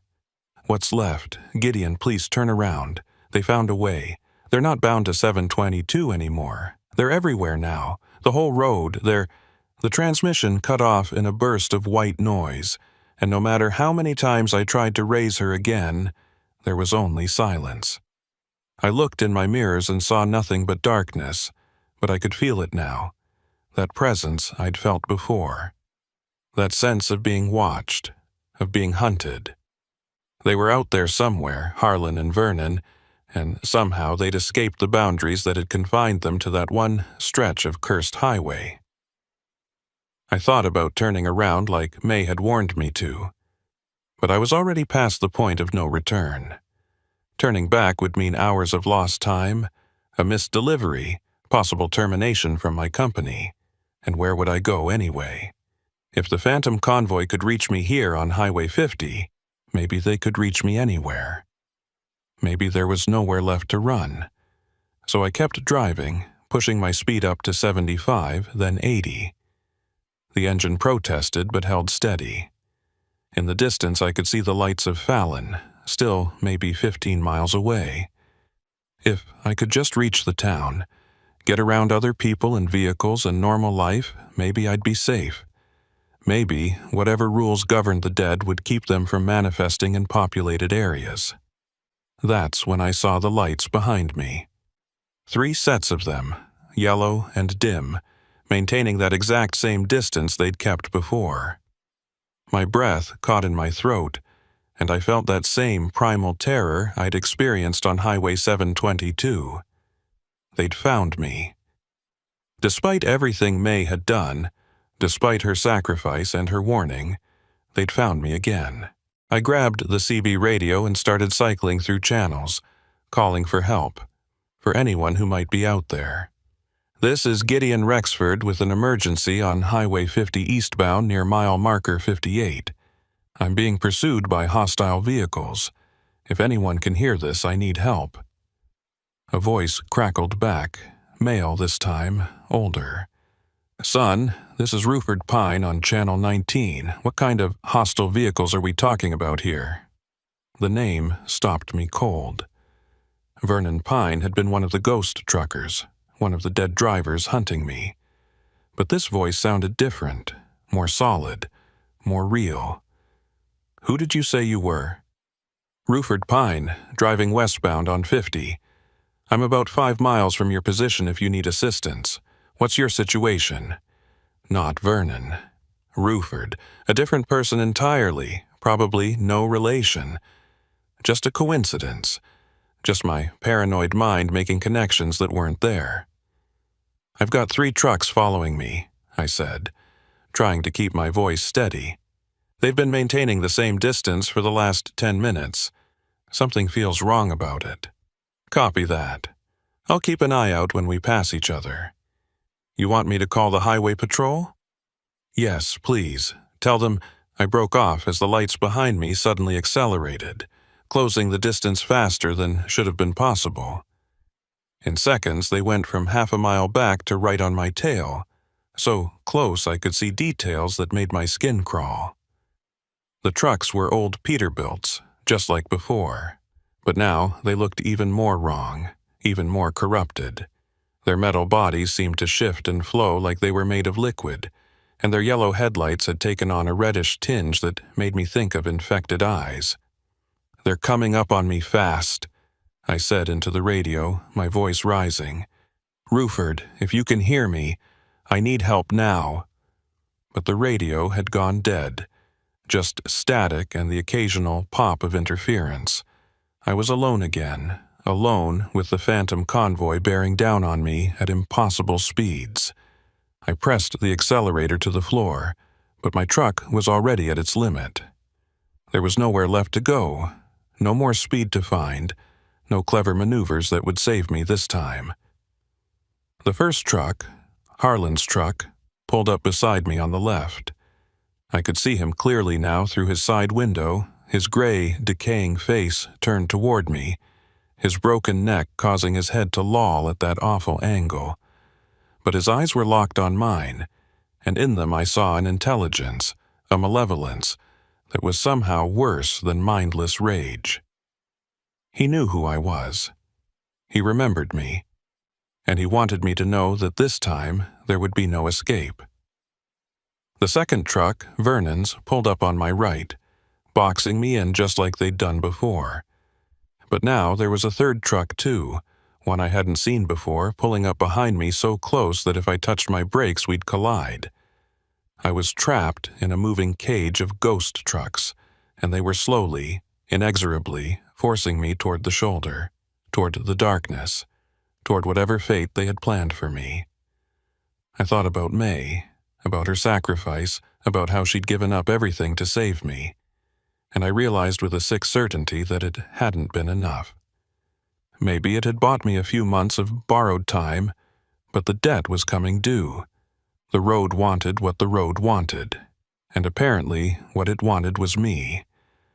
The lights of Fallon were visible now, tantalizingly close, maybe 5 miles ahead, but I knew I wouldn't make it. I could feel the phantom trucks tightening their formation, could hear their engines roaring with triumph. The shoulder was coming up fast, and beyond it, I could see the dark shape of a ravine, deeper and steeper than the one on Highway 722. If I went over that edge, there wouldn't be enough left of me to bury. Then I heard May's voice again, not on the radio this time, but inside the cab, like she was sitting right next to me in the passenger seat. "The third truck," she said urgently. "Gideon, look at the third truck behind you." I adjusted my mirror to get a better view of the truck tailgating me, and what I saw made my heart stop. The name on the door, barely visible in the red glow of my taillights, read Rexford. My own name. My own truck. But I was driving my truck, so what was behind me? What was wearing my truck's shape and bearing my name? "That's you," May's voice said, sad and resigned. "That's what you'll become if you die here tonight. Another angry ghost, another hunter, another piece of the convoy. They're not just trying to kill you, Gideon. They're trying to recruit you." The realization hit me like a physical blow. This wasn't about revenge or rage or feeding some supernatural hunger. This was about loneliness. Harlan and Vernon had been alone for so long, trapped in their endless cycle of hunting and killing, that they'd forgotten what it meant to be human. But some part of them remembered being part of a convoy, remembered the camaraderie of the road, the brotherhood of truckers watching out for each other. They wanted that again, even if it meant creating it through death and corruption. "What do I do?" I asked, not sure if May could even hear me, or if I was just talking to myself. "Let go," her voice said. "Stop fighting, stop running, just let go." Every survival instinct I had screamed against following that advice. Let go meant giving up, meant accepting death, meant joining the phantom convoy and spending eternity hunting other drivers on these cursed Nevada roads.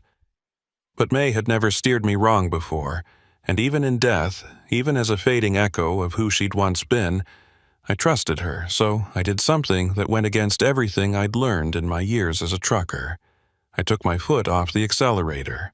I let my speed bleed away, let the momentum die. The phantom trucks stayed with me, matching my deceleration, their formation holding steady. 60 miles per hour.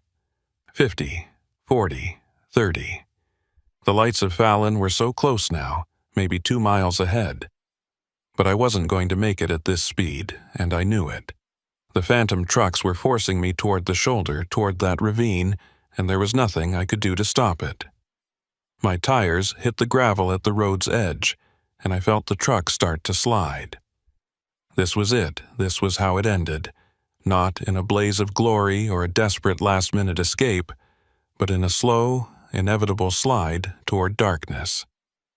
I thought about my daughter, about how she'd never know what really happened to her father, about Thorne, who would blame himself for not insisting I get help, about May, who had tried so hard to save me and failed. Then my truck lurched to a stop. Not a gradual stop, not the kind of stop you get from hitting your brakes. A sudden, violent stop, like I'd hit an invisible wall. The phantom trucks around me reacted with confusion, their formations breaking up, their engines revving uncertainly. And I saw them, dozens of them, maybe hundreds. Other trucks, other vehicles forming a barrier between me and the ravine. Old pickups and modern semis, rusted sedans and pristine SUVs, all arranged in a protective circle with my truck at the center. They were ghosts, all of them. I could see through them to the desert beyond, could see the starlight passing through their forms. But they were solid enough to hold back the phantom convoy, solid enough to keep me from going over that edge. And standing in front of them all, coordinating them with hand signals like she was directing traffic, was May Tolliver. She looked different than before, more solid, more real, but also more at peace. The worry and guilt that had etched lines into her face were gone, replaced by a calm determination. She'd brought reinforcements, I realized. Every trucker who had ever died on Nevada's highways, Every driver who had left some echo of themselves on these roads, she'd somehow rallied them all to this spot. To save me. The phantom convoy circled us, Harlan and Vernon and that third truck wearing my name, their engines roaring with frustration. But they didn't attack. They couldn't break through the barrier of their fellow dead, couldn't overcome the collective will of so many ghosts united in a single purpose. For several long minutes, we all just sat there in a strange tableau, the living and the dead, the hunters and the protectors, frozen in a moment that seemed to exist outside of normal time. Then May raised her hand and pointed toward Fallon, toward the lights and the life and the safety of civilization. The message was clear. Go, now, while we hold them back. I put my truck in gear and slowly, carefully, eased back onto the highway. The barrier of ghost vehicles parted to let me through, and I could see the faces of the drivers as I passed. Some I recognized from missing person posters I'd seen at truck stops. Some were older, from eras before my time. All of them were watching me with expressions that ranged from sadness to hope, to grim satisfaction. As I pulled away, I looked in my mirrors one last time and saw the phantom convoy trying to follow. But May and her army of ghost truckers moved to block them, forming a wall that Harlan and Vernon couldn't penetrate. The last thing I saw before distance and darkness swallowed the scene was May, standing with her arms outstretched, holding back the very ghosts she'd once driven alongside, giving me the time I needed to escape. I drove straight through Fallon without stopping. Didn't slow down until I hit Austin. Didn't feel safe until I crossed the state line into Utah as the sun was rising. I called my dispatcher from a rest stop and told her I was done with Nevada runs, that she could fire me if she wanted, but I wasn't going back. She tried to argue, but something in my voice must have convinced her I was serious because she backed down and said she'd work around it. I called Thorne next and told him everything that had happened. He listened without interrupting, and when I finished, he was quiet for a long moment. Then he said, "May really came through for you. Twice now, that's some kind of loyalty." "Yeah," I agreed. "But Thorne, that third truck, the one with my name on it, what does that mean? Am I already dead somehow? Is that my future?" "I don't know," he said honestly. "Maybe it was showing you what you'd become if you died there. Maybe it was a warning. Or maybe it was something else entirely. Something we don't have the context to understand.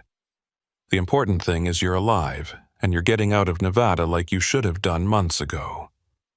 But I couldn't shake the image of that third truck, of seeing my own name on a phantom vehicle driven by something that wore my face but wasn't me. Not yet, anyway. It felt like a promise or a prophecy, like the road was telling me that no matter how far I ran, eventually my time would come. Eventually, I'd be back on Highway 50 or Highway 722 or one of the 1,000 other lonely roads that crisscross this country, and when that time came, there would be no May to save me. No army of ghost truckers to hold back the darkness. There would just be me and the road and whatever waited at the end of it. That was 6 months ago, and I'm still driving. I've stuck to my decision to avoid Nevada, taking loads through other states even when it costs me money. But lately, I've been seeing things that worry me. Yellow lights in my mirrors on I-80 through Wyoming. A truck that looks like an old Peterbilt following me through Montana.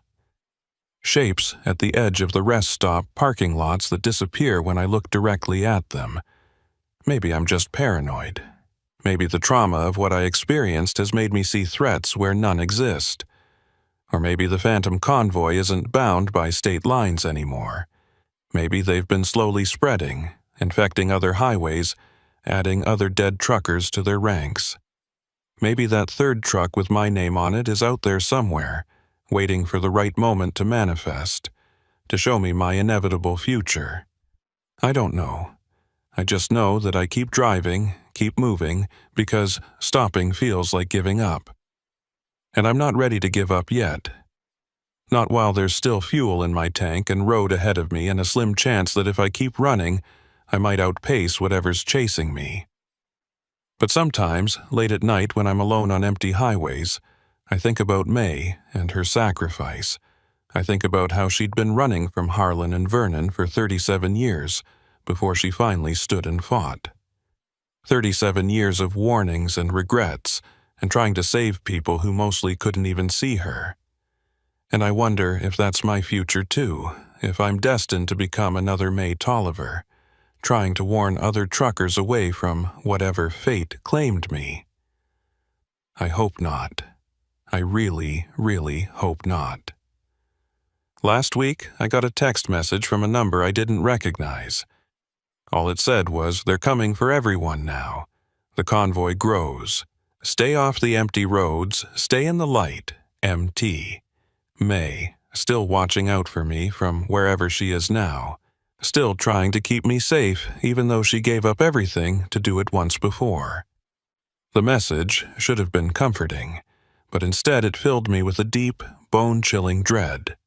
Because if May felt the need to warn me again, if the situation was bad enough that she was somehow reaching out from beyond death itself, then things were worse than I'd thought. I've started driving only during daylight hours now, even if it means shorter hauls and less money. I avoid any highway that doesn't have regular towns and traffic. I never stop in isolated areas, never pull over unless I'm at a well-lit rest stop with other people around. I'm living like a man under siege, and maybe that's exactly what I am. The question I can't answer is how long I can keep this up. How long before exhaustion or economics or simple bad luck puts me back on one of those empty roads after dark? How long before I see those yellow lights in my mirrors again, and this time there's no May to save me, no army of ghost truckers to hold them back? I don't have an answer. I just keep driving, keep watching my mirrors, keep hoping that maybe, just maybe, I'll be the one who gets away, the one who breaks the pattern, who survives when so many others didn't. But deep down, in a place I don't like to examine too closely, I know the truth. The road always gets what it wants eventually. And what it wants is me. It's only a matter of time. 2 nights ago, I had a dream. I was driving Highway 722 again, but this time I was the one behind the wheel of that phantom truck with Rexford on the door. My neck was broken, my skin was gray, and my eyes glowed that awful yellow color. And I was chasing another trucker, some poor soul who had made the mistake of being on the wrong road at the wrong time. In the dream, I didn't feel angry or sad or anything at all. I just felt empty, hollow, like everything that made me human had been scooped out and replaced with something else. Something that only knew how to hunt, how to chase, how to add to the convoy's numbers. I woke up screaming, and even though I was parked at a busy truck stop with dozens of other drivers nearby, I felt completely alone. Because I knew what the dream meant. It was another warning, another glimpse of my future. Maybe not tomorrow, maybe not next year, but someday.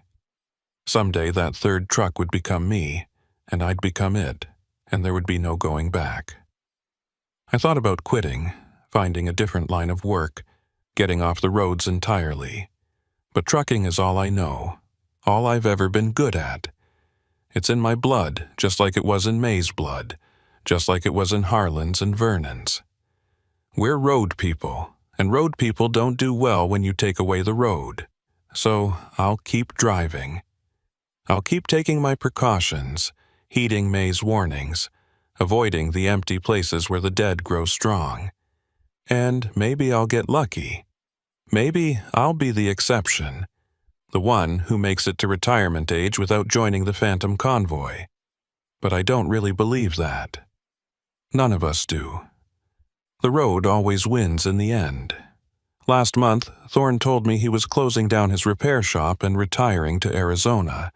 Said he was tired of the Nevada desert, tired of the stories he kept hearing from drivers who came through, stories about lights in their mirrors, about voices on the CB from dead truckers, about May Tolliver and the Phantom Convoy.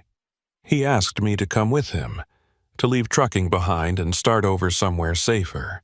I told him I'd think about it, but we both knew I wouldn't go. I can't explain why, not in any way that makes rational sense. Maybe it's pride, maybe it's stubbornness, maybe it's something else, some connection to the road that goes deeper than choice or reason. Or maybe I already know how this story ends, and I'm just going through the motions until that ending arrives. Either way, I'm still out here, still driving through the long Nevada nights, even though I swore I wouldn't, still watching my mirrors for yellow lights that shouldn't be there, still listening for May's voice on the CB, warning me away from danger one more time. And sometimes, when the night is very dark and very quiet, I think I can feel it. That third truck, my truck, following me at a distance, not close enough to see, not yet. But there, always there, patient, waiting. The convoy grows, May said. I believe her. And I think, sooner or later, I'm going to be part of it. The thing about driving trucks through Montana in February is that the weather doesn't just change, it transforms. One minute you're cruising through clear skies with visibility for miles, and the next minute you're inside a snow globe being shaken by an angry giant. I've been hauling freight through these mountains for going on 8 years now, and I still haven't learned to predict when those storms are going to hit. The meteorologists try their best, putting out advisories and warnings, but Mother Nature doesn't check the forecast before she decides to bury a highway under 3 feet of snow in the span of an hour.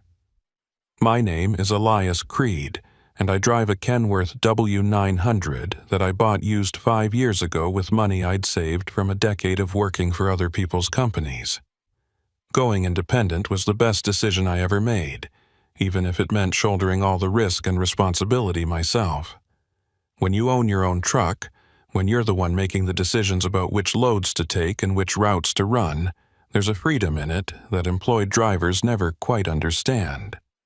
But that freedom comes with a price, and sometimes that price is finding yourself alone on a mountain pass in the middle of a blizzard with no one to blame but yourself. I was running a load of agricultural equipment from Billings to Missoula, taking Highway 12 through the Lewis and Clark National Forest because it shaved 40 miles off the alternative route through Helena. The load wasn't particularly heavy, maybe 30,000 pounds of tractor parts and irrigation components, but it was bulky and catching wind in a way that made the trailer want to push the cab around. I'd left Billings at 3 in the afternoon, planning to make Missoula by midnight with a fuel stop in White Sulphur Springs. The weather forecast had mentioned a possibility of light snow in the mountain passes, but nothing that seemed serious enough to worry about.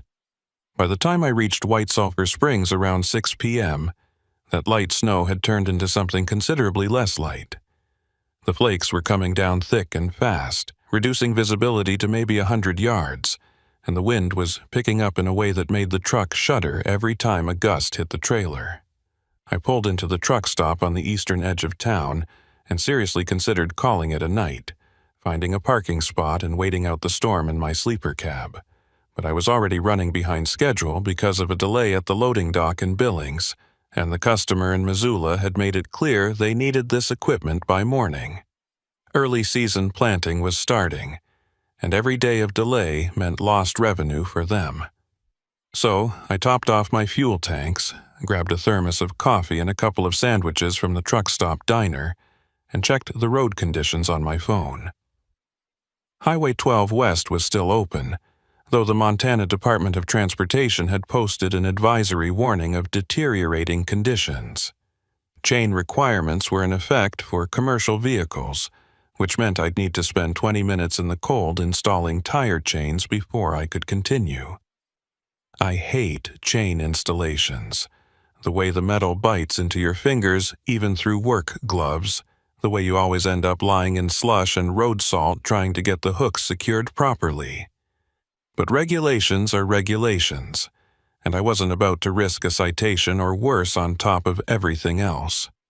The parking lot of the truck stop was nearly empty, which should have told me something. Most experienced drivers had already decided to wait out the storm, settling in for the night with hot food and warm bunks. But I'd never been accused of having too much sense, and the need to make my delivery on time overrode my better judgment.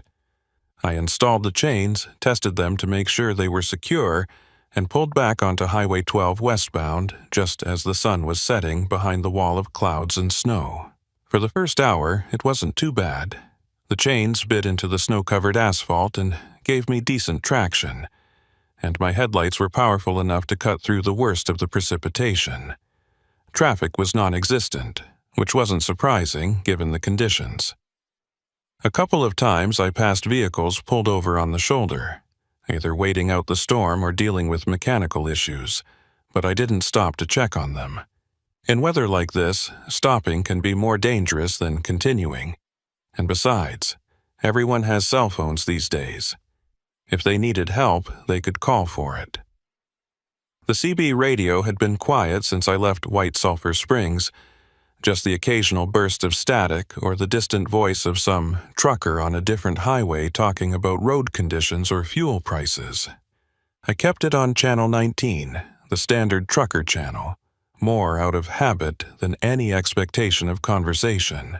Most drivers these days prefer their smartphones and Bluetooth headsets to the old CB systems, but I'm old school enough to appreciate having that connection to other drivers, that sense of shared experience that comes from hearing voices on the same frequency.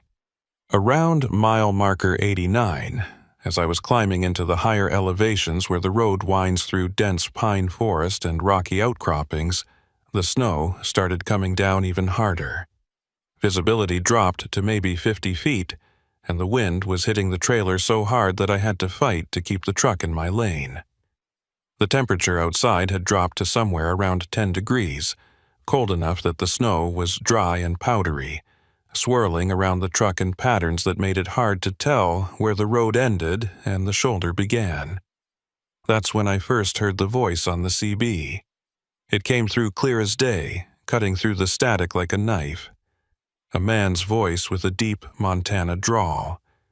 "Eastbound driver approaching mile marker 89, you're going to want to watch your speed through the next curve. Black ice under that fresh snow nearly put me in the ditch."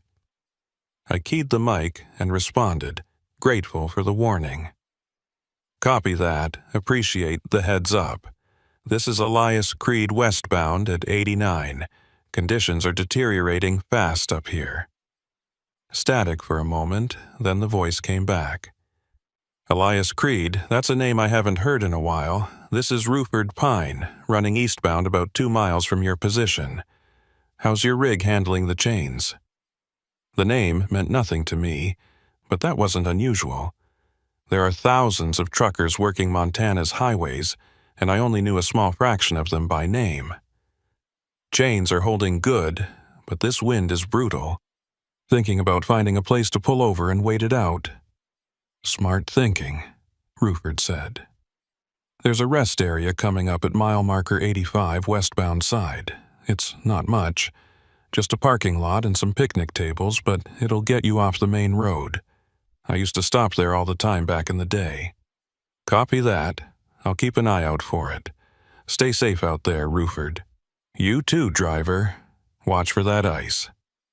The transmission ended, and I was alone again with the sound of the wind and the rhythmic thump of the chains on the pavement. But something about the conversation bothered me, though I couldn't immediately put my finger on what it was. The voice had been clear, too clear for the conditions and the amount of static on the channel. And there was something about the phrasing, back in the day, that suggested Ruford Pine hadn't used that rest area in a long time. I shook off the feeling and focused on the road. The curve Ruford had warned me about came up exactly where he said it would, and sure enough, I felt the tires lose traction for a moment as they hit a patch of ice hidden under the snow. The chains caught and held, but it was close enough to get my heart rate up. Without that warning, I might have been going too fast to recover, might have ended up in the ditch or worse. So, whatever else Ruford Pine might be, he'd just done me a solid favor. Mile marker 85 appeared out of the snow, and true to his word, there was a rest area on the westbound side. I slowed down and pulled in, finding a parking spot that was sheltered from the wind by a line of pine trees. The relief of being off the highway was immediate, like someone had lifted a weight from my shoulders. I could wait out the worst of the storm here, catch a few hours of sleep, and continue to Missoula once conditions improved. The customer might not be happy about the delay, but they'd be even less happy if I crashed their equipment into a mountainside. I shut down the engine, but left the auxiliary power running to keep the heater going, then climbed into the sleeper cab and poured myself a cup of coffee from the thermos.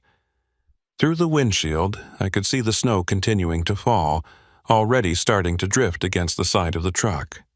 This was going to be a long night. The CB radio crackled, and I heard Ruford's voice again. "Elias, you make it to that rest area okay?" I grabbed the mic. "Yeah, I'm here. Thanks again for the tip about the ice. You still heading east?" There was a pause, longer than normal for a CB conversation, filled with static that rose and fell like breathing. Then Ruford said, "I'm always heading east, driver. Always heading home. Been heading home for a long time now." Something in his tone made the hair on the back of my neck stand up. "What do you mean? Where's home for you?" "Billings," he said. "Left Missoula with a load of timber in November of '91, heading home for Thanksgiving. Never made it. Storm came up just like this one, caught me right around mile marker 92. That black ice I warned you about, it got me good. Truck went off the road, down into Poorman's Creek Ravine. They didn't find me until spring thaw." My hand was frozen on the mic, my mind refusing to process what I was hearing.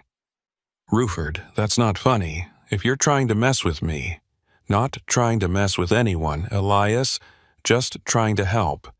I've been on this stretch of road for 32 years now, warning drivers about that ice patch. Sometimes they listen, sometimes they don't. The ones who don't, well, they usually end up down in the ravine with me. Company's not so bad, but I'd rather folks made it home to their families." I should have turned off the radio right then. Should have dismissed it as some kind of sick joke or a hallucination brought on by stress and exhaustion. But the clarity of his voice, the specific details, the genuine concern in his tone, all of it felt real in a way that I couldn't explain or dismiss. "Ruford," I said slowly, "if what you're saying is true, if you really are, what you're saying you are, why are you still here? Why haven't you moved on, or whatever it is ghosts are supposed to do?" The static rose again, almost drowning out his response. "Can't leave, Elias. Tried for years, but I'm tied to this road, to that ravine where my body is still sitting in what's left of my truck. The forest claimed most of it, rust and roots and decay. But I'm still there. And as long as I'm there, I'm here too, watching the highway, trying to keep other drivers from making the same mistake I did." I sat there in the dark cab, coffee forgotten in my hand, trying to decide if I was losing my mind. But then I remembered the warning about the ice, how specific and accurate it had been, how it had probably saved my life. If Ruford Pine was a ghost, he was a helpful one, and that seemed worth something. "Thank you," I said, finally, "for the warning, for probably saving my life. Is there anything I can do for you? Anyone I can contact? Any message I can deliver?" "No messages," Ruford said, his voice fading in and out. "Everyone I knew is gone now, moved away or passed on themselves. Just stay safe, Elias. Stay in that rest area until dawn. The storm's going to get worse before it gets better, and there are others out here on the highway tonight.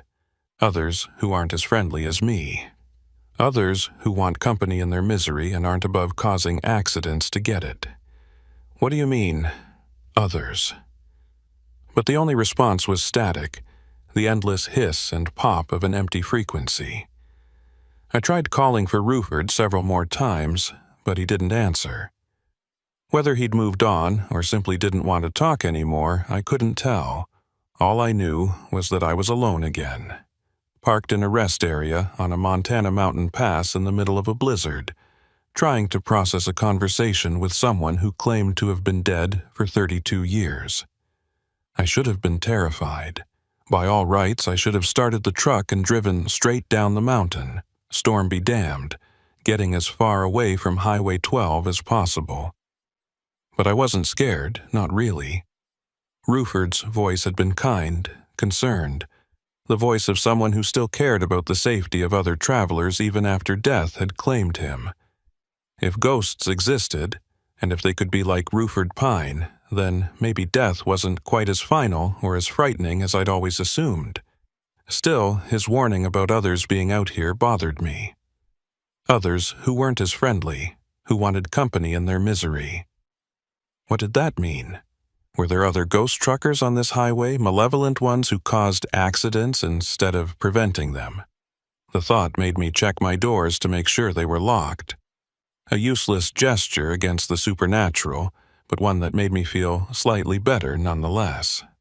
The wind picked up even more, rocking the truck on its suspension, and the snow was coming down so thick now that I couldn't see more than a few feet beyond the windshield. The rest area's single lamppost was barely visible through the whiteout, its light creating a small halo that couldn't penetrate the storm. I was completely cut off from the rest of the world, alone in a bubble of steel and glass with nothing but the storm and the radio for company. That's when I heard the second voice. Female this time, younger, with an edge of panic to it. "Please, if anyone can hear me, I need help. I'm off the road somewhere near mile marker 95.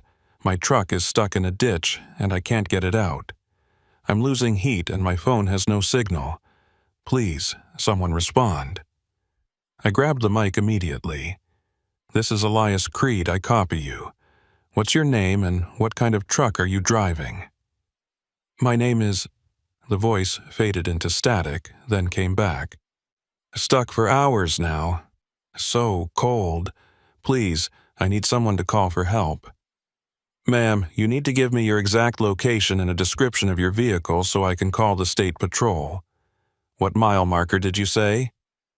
More static, and when her voice came through again, it sounded different, deeper, angrier.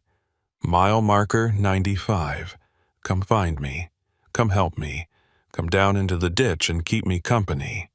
It's so lonely here in the dark."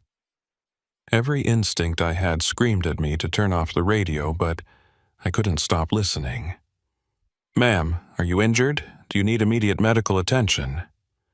"Come find me," the voice said again, and now it didn't sound human at all.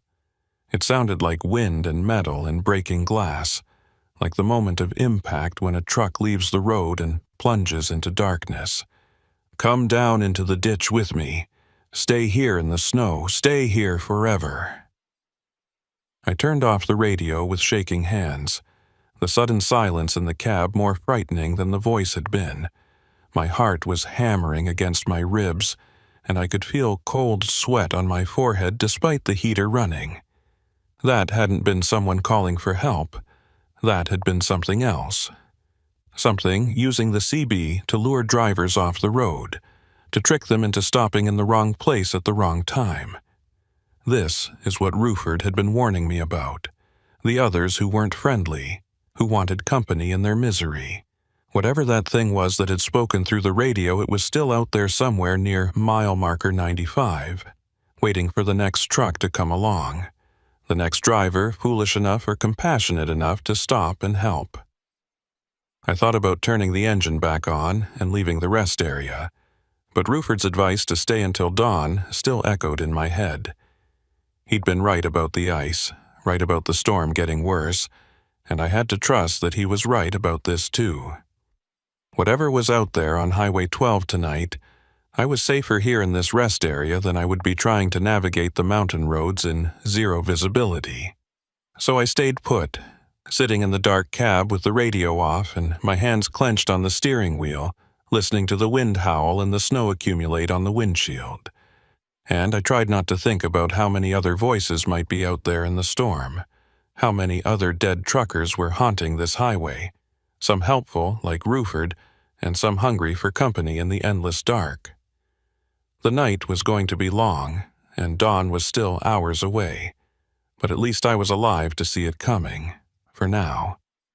I must have dozed off sometime around 2 in the morning, because the next thing I knew, I was jerking awake to the sound of someone knocking on my driver's side window. My heart was already racing before I was fully conscious, that primal fear response kicking in before my brain could catch up. For a moment, I thought it was that thing from the radio, the entity that had pretended to be a stranded driver, somehow manifested in physical form outside my truck. But when I wiped the condensation from the window and looked out, I saw a living person standing there in the snow. She was an older woman, maybe in her 60s, wearing a heavy parka with the hood pulled up against the wind. Snow had accumulated on her shoulders and hood, suggesting she'd been out in the storm for a while. She was gesturing for me to roll down the window, her face creased with concern, or maybe cold. It was hard to tell in the dim light from my cab.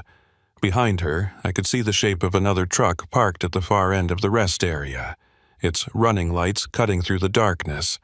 I cracked the window an inch, cold air immediately rushing in and stealing the warmth from the cab. "Can I help you, ma'am?" "Sorry to wake you, driver," she said, her voice rough from years of diesel fumes and cigarette smoke. "I'm Selma Grady. Been parked here since about 9 p.m. waiting out this damn storm. Saw your rig pull in earlier but didn't want to bother you until I heard something that concerned me." "What did you hear?" "You been monitoring your CB?" she asked, stomping her feet against the cold. "Because if you have, you might want to turn it off for the rest of the night. Something's wrong with the frequencies up here. I've been hearing things that don't make sense, voices that can't be real." The relief I felt was immediate and profound. I wasn't losing my mind, wasn't the only one experiencing something strange on the radio tonight. "I heard them too," I said. "A guy named Ruford Pine who claimed he died in 91, and then some woman who wanted me to come find her near mile marker 95. That second one definitely wasn't human." Selma's expression darkened, and she glanced back toward her own truck before returning her attention to me. "Ruford Pine, yeah. I've heard that name on the CB before. Always warns about the ice patch around mile marker 92. Some of the old-timers say he's real, that he really did die on this highway back in the 90s and his ghost still tries to help drivers. But that's the only friendly one. The rest of them, the other voices you might hear tonight, they're not trying to help. What are they trying to do?"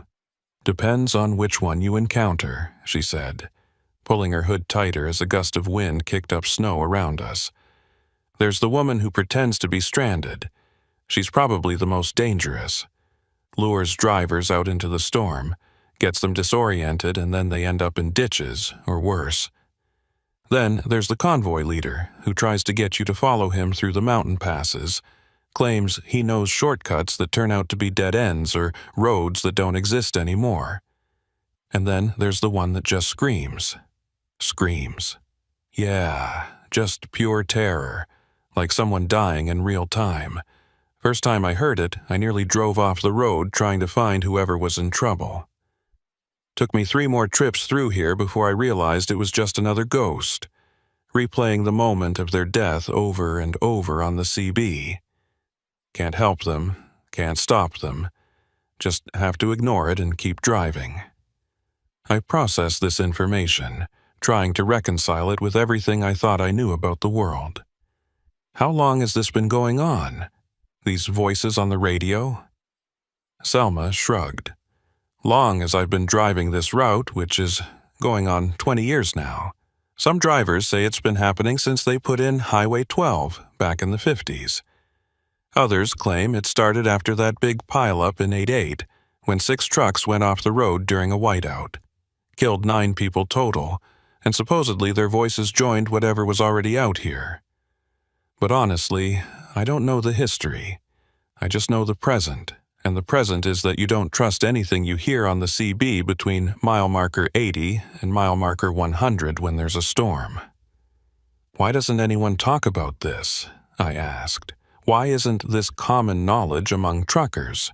Because the ones who experience it either think they're going crazy or they're too spooked to talk about it. And the ones who do talk about it get laughed at, or worse. You try telling your dispatcher that you need a different route because ghosts are on the CB. See how long you keep your job. She paused, then added, "Plus, Highway 12 is already dangerous enough with the weather and the mountains. DOT doesn't need drivers spreading ghost stories on top of everything else. Bad for business, bad for morale." That made a grim kind of sense. The trucking industry ran on schedules and efficiency, not on accommodating drivers who claimed to hear dead people on the radio. Even if the experiences were real, even if dozens or hundreds of drivers had encountered the same phenomena, the pressure to keep quiet would be immense. Better to doubt your own sanity than to risk being labeled as crazy or unreliable. "So, what do we do?" I asked. "Just sit here until dawn and hope the voices leave us alone?" "That's what I'm doing," Selma confirmed. "The voices seem to be more active when trucks are moving, like they're drawn to the sound of engines or the headlights or something. When you're parked and quiet, they mostly leave you alone. Mostly. Sometimes they'll try to lure you back out onto the road, but as long as you ignore them and keep your doors locked, you should be fine." "Should be fine," I repeated, not finding much comfort in the qualifier. "What happens if we're not fine?" Selma's expression grew serious, and she leaned closer to the window crack. "Then you end up like them. Another voice on the CB, another ghost haunting this highway trying to drag other drivers down with you. That's what I think anyway. Every trucker who dies on this stretch of road in bad weather, their voice gets added to the collection. And once you're in the collection, you're stuck here forever." The thought made my skin crawl. An eternity spent on a single stretch of highway, replaying your death or trying to cause others, unable to move on or find peace. If that was the fate waiting for drivers who made a wrong turn or trusted the wrong voice, then staying in this rest area until daylight was the smartest decision I'd made all week. "Thank you for the warning," I said. "I appreciate you coming over here to check on me." "Just looking out for fellow drivers," Selma said, stepping back from the truck. "We've got to watch each other's backs out here, especially when the dead are watching us too. Try to get some sleep if you can, but keep one ear open. If you hear anything that sounds wrong, anything that makes you want to start your engine and investigate, you fight that urge. You stay put until sunrise, no matter what. Understand?" "I understand." She nodded and trudged back toward her own truck, disappearing into the swirling snow. I watched until I saw her cab light come on, confirming she'd made it back safely, then rolled up my window and locked the door. The heater was working overtime to replace the cold air that had rushed in during our conversation, and I adjusted the thermostat to compensate. My coffee had gone cold, but I didn't feel like drinking it anyway. Sleep seemed impossible now, my mind racing with everything Selma had told me. I thought about turning the CB back on to monitor the channel, but decided against it. Whatever was out there on the frequencies tonight, I didn't need to hear it. Better to sit in silence and wait for dawn than to risk another encounter with something pretending to be human. The storm was still raging outside, the wind howling through the pine trees and pushing snow against the truck in waves. If anything, conditions had worsened since I'd pulled into the rest area. The visibility was 0 now, complete whiteout conditions that would make driving suicidal even without the threat of malevolent ghosts trying to steer you off the road. Around 3:30 in the morning, I heard the screaming. Even with the CB turned off, even with my windows closed and the heater running, I could hear it. Not through the radio, but through the air itself. A sound that seemed to cut through the wind and the engine noise and penetrate directly into my skull. It was the sound of someone in mortal terror, high-pitched and desperate, wordless but communicating more horror than words ever could. The scream went on, rising and falling, but never quite stopping, and I understood what Selma had meant about it being a replay of someone's death. This was the sound of a person's last moments, captured somehow by this highway and broadcast into the night for any unfortunate soul to hear. I covered my ears, but it didn't help. The screaming wasn't something you could block out with physical barriers. It was in your head, in your bones, resonating at a frequency that bypassed normal hearing and went straight to the primitive part of your brain that understood death and feared it. For 10 minutes, that felt like 10 hours. I sat there enduring that awful sound, my hands pressed against my ears, my eyes squeezed shut, my whole body rigid with tension. Then it stopped, just cut off mid-scream, leaving behind a silence that was somehow worse because you kept expecting it to start again. I slowly lowered my hands from my ears, listening to the relative quiet of the wind and the heater, trying to convince myself that the screaming had been real and not some hallucination brought on by stress and fear. The CB radio, still turned off, suddenly crackled to life. I stared at it in horror as a voice came through, male this time, young and scared. "Is anyone out there? Please." Someone respond. I can hear something outside my truck, something moving around in the snow. I think there's someone out there. My hand moved toward the mic before I could stop it, that same instinct to help that had nearly gotten me killed earlier tonight. But I caught myself and forced my hand back to my lap. This was another trick, another lure. There was no scared driver out there needing help, just another voice trying to get me to leave the safety of the rest area. "Please," the voice continued, more desperate now. "I can see it. There's something outside my window, looking in at me. Oh God, it's not human, it's not." The transmission dissolved into static and screaming, different from the screaming I'd heard before, more visceral and immediate. Then it cut off entirely, and the radio went dead again, the power light blinking off even though I hadn't touched any controls. For a moment I thought about checking the fuses or the connections, but then I realized what had happened.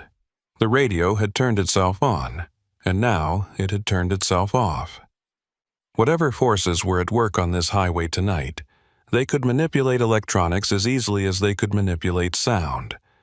I spent the next hour sitting in perfect stillness, afraid that any movement or sound might attract unwanted attention. Through the windshield, I could occasionally see Selma's truck at the far end of the parking lot, her running lights a steady beacon in the chaos of the storm. Knowing she was there, knowing I wasn't completely alone, provided a small measure of comfort. But it also made me worry. If something happened to her, if one of those voices managed to lure her out into the storm, would I even know? Would I see her truck's lights go out, or would I just wake up at dawn to find her gone? Another victim of Highway 12's hungry ghosts. Around 4:30, I noticed something strange. The snow was still falling heavily, still being whipped around by strong winds, but there was a pattern to it now. The way the flakes moved, the way they swirled and gathered, it almost looked like shapes were forming in the air. Human shapes, or something close to human. I watched, transfixed and horrified, as what might have been a figure made of snow and shadow moved past my truck, seeming to pause and look in at me before dissipating back into the storm. Then there was another and another. Dozens of them, maybe hundreds, walking through the rest area like they were following some invisible road only they could see. Some moved purposefully, like they had somewhere to be. Others wandered aimlessly, their forms constantly breaking apart and reforming. And a few stopped to examine the trucks, peering in windows or running translucent hands along metal surfaces. I held my breath each time one approached my cab, but none of them seemed to see me, or if they did, they chose not to interact. This went on for perhaps 20 minutes, this procession of snow-formed ghosts moving through the rest area. Then, as suddenly as it had started, it stopped. The shapes dissolved, the snow returned to its normal random patterns, and I was left wondering if I'd really seen anything at all or if my exhausted mind was creating phantoms from wind and precipitation. The CB crackled again, and this time it was Ruford's voice, the helpful ghost who had warned me about the black ice. "Elias, you still there at the rest area?" I grabbed the mic, grateful to hear a friendly voice even if it was coming from someone who'd been dead for 3 decades. "I'm here, Ruford. Been a hell of a night." "I know," he said, his voice filled with sympathy. "I saw them too, the walkers. They come out during the worst storms, replaying their final journeys. Most of them died on this highway over the years, in crashes or from exposure. They're trapped here just like I am, but they're further gone. They don't remember being human anymore, don't remember their names or where they were going. They just walk." "How do you stay sane?" I asked. "How do you keep yourself from ending up like them?" "Honestly, I'm not sure I have stayed sane. Maybe I'm just as lost as they are, and I've convinced myself I'm still helping people to give my existence meaning. But I try to focus on what I was before the accident. My family, my friends, the life I had. As long as I can remember that, remember being Ruford Pine the person and not just Ruford Pine the ghost, I can hold on to some part of my humanity." "Do you know what causes this?" I asked. "Why this highway in particular? Why are there so many ghosts here?" Static filled the line for a moment. Then Ruford's voice came back fainter than before. "Some places are thin, Elias. Thin between the world of the living and the world of the dead. This stretch of Highway 12, it's one of those places. Always has been. Probably always will be." The Native Americans knew it, avoided this area except for sacred ceremonies. Then white folks came and built a highway right through the thinnest part, and now everyone who dies here gets stuck. We're like recordings, I guess. Imprinted on the landscape, playing back whenever conditions are right. Is there any way to help you? Any way to set you free? Appreciate the thought, but no. I'm tied to the place where I died, where my body still is, until someone clears out that ravine and gives me a proper burial. I'm stuck here. And honestly, even if they did, I don't know if it would work. The highway has a hold on us, all of us who died here. It doesn't like to let go." I was about to respond when another voice cut in, female and urgent. But this time I recognized it. It was Selma. "Elias, Ruford, if you're both monitoring this channel, I need help. There's something wrong with my truck. Engine won't turn over and I'm losing heat fast. Battery's dying." My first instinct was to start my engine and drive over to help her, but Ruford's voice stopped me cold. "Elias, don't. That's not Selma. I can tell the difference between the living and the dead, and whatever's on that frequency right now, it's not alive." But the voice sounded exactly like Selma, right down to the rough quality from years of smoking and the Montana accent. "Elias, please, I'm freezing. Just need a jump start or someone to let me warm up in their cab for a minute. Please, I'm at the far end of the lot, near the tree line." Selma was parked at the far end, I said to Ruford.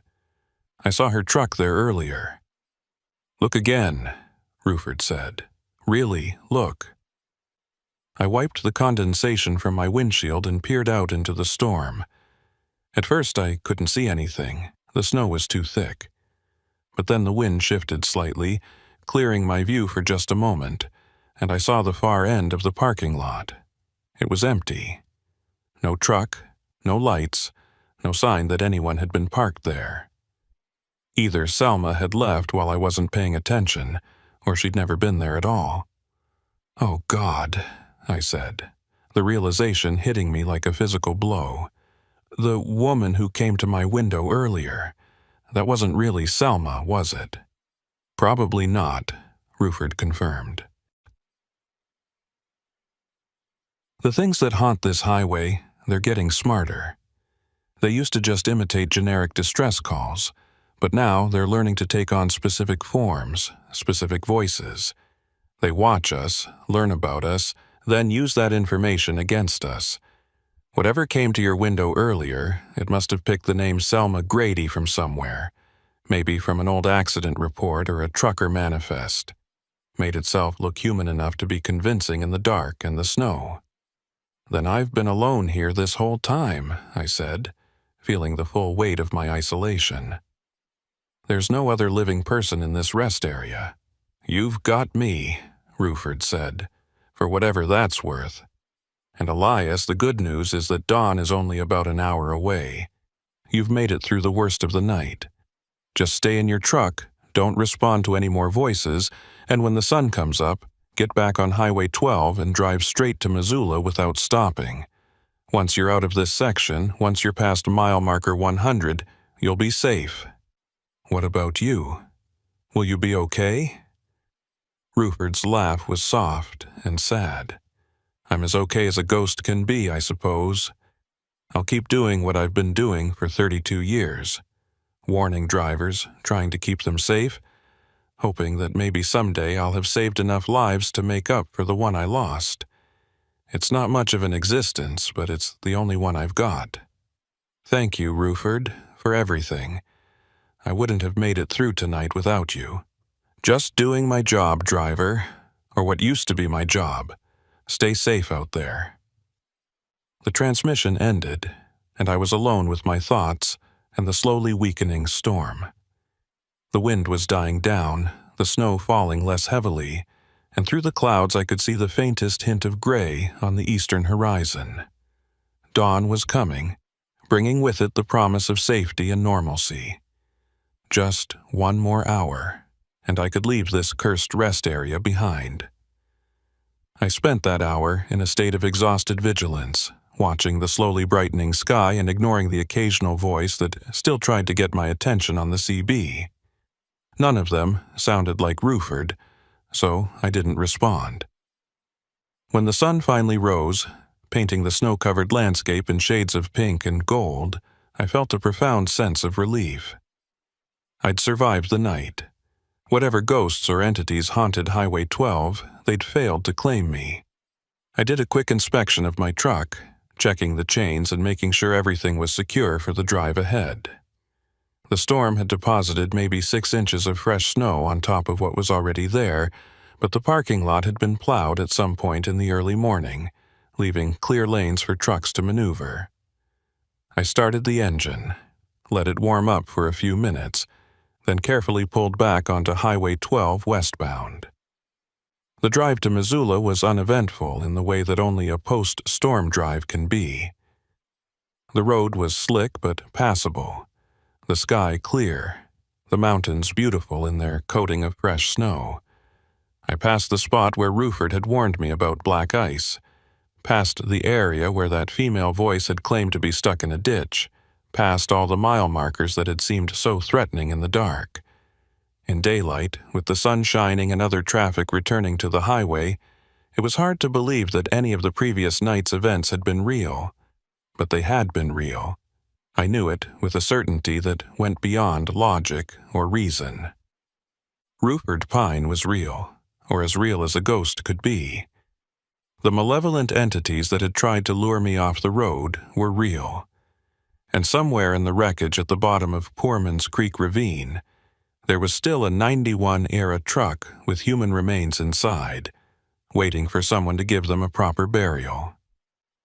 When I reached Missoula and delivered my load, I filed a report with the Montana State Patrol about possible human remains in a ravine near mile marker 92 on Highway 12. I didn't mention ghosts or CB radio voices, just said I'd heard from another trucker that there might be an old accident site that was never properly cleared. The officer who took my report seemed skeptical, but said he'd pass the information along to the appropriate department. I don't know if they ever investigated. I don't know if they found Ruford's truck or gave him the burial he deserved. I like to think they did, that maybe my report led to some closure for his family and peace for his spirit, but I never drove Highway 12 again to find out. Some roads leave marks on you, and not all of them are visible. That highway took something from me that night, some part of my certainty about how the world worked, and I don't ever want to go back. But sometimes, late at night when I'm driving through other mountain passes and other storms, I'll hear a voice on the CB that sounds familiar. A deep Montana drawl warning about ice or wind or some other hazard ahead, and I'll key the mic and say thanks, Ruford, even though I know he can't hear me, even though I'm hundreds of miles from Highway 12, because maybe he can hear me. Maybe the CB frequencies connect in ways we don't understand, creating bridges between the living and the dead. And maybe, just maybe, a ghost in Montana appreciates knowing that someone out there remembers him, remembers what he's doing, remembers that he was more than just another trucker who died on a dangerous highway. I hope so. I really, really hope so. 3 weeks after that night on Highway 12, I convinced myself I was done with Montana altogether. I started taking loads that kept me in the Southwest, running routes through Arizona and New Mexico and Colorado, where the biggest danger was heat exhaustion rather than blizzards and ghost truckers. My dispatcher complained about my sudden geographic restrictions, but I made up excuses about wanting to explore new markets and diversify my client base. She bought it, or at least pretended to, and for almost a month I managed to avoid anything north of the Wyoming border. But the trucking business has a way of forcing your hand, and economics eventually overrode my caution. A regular client in Phoenix needed equipment delivered to Great Falls, Montana, and they were willing to pay premium rates for expedited service. The money was too good to pass up, especially with my truck payment coming due and maintenance costs piling up from all those extra miles I'd been putting on avoiding the northern routes. So I took the load, telling myself that Great Falls was nowhere near Highway 12, that I could take Interstate 15 the whole way and never get close to that haunted stretch of mountain road. What I didn't account for was the early spring weather. March in Montana is unpredictable at best and treacherous at worst. A month where winter refuses to release its grip and storms can materialize out of nowhere. I was making good time up I-15, somewhere between Butte and Helena, when my dispatcher called with news that made my stomach drop. A jackknifed semi had shut down the interstate about 40 miles ahead, and they were estimating at least 6 hours before the road would reopen. If I wanted to make my delivery window, I'd need to take the alternate route through the mountains. Highway 12 was that alternate route.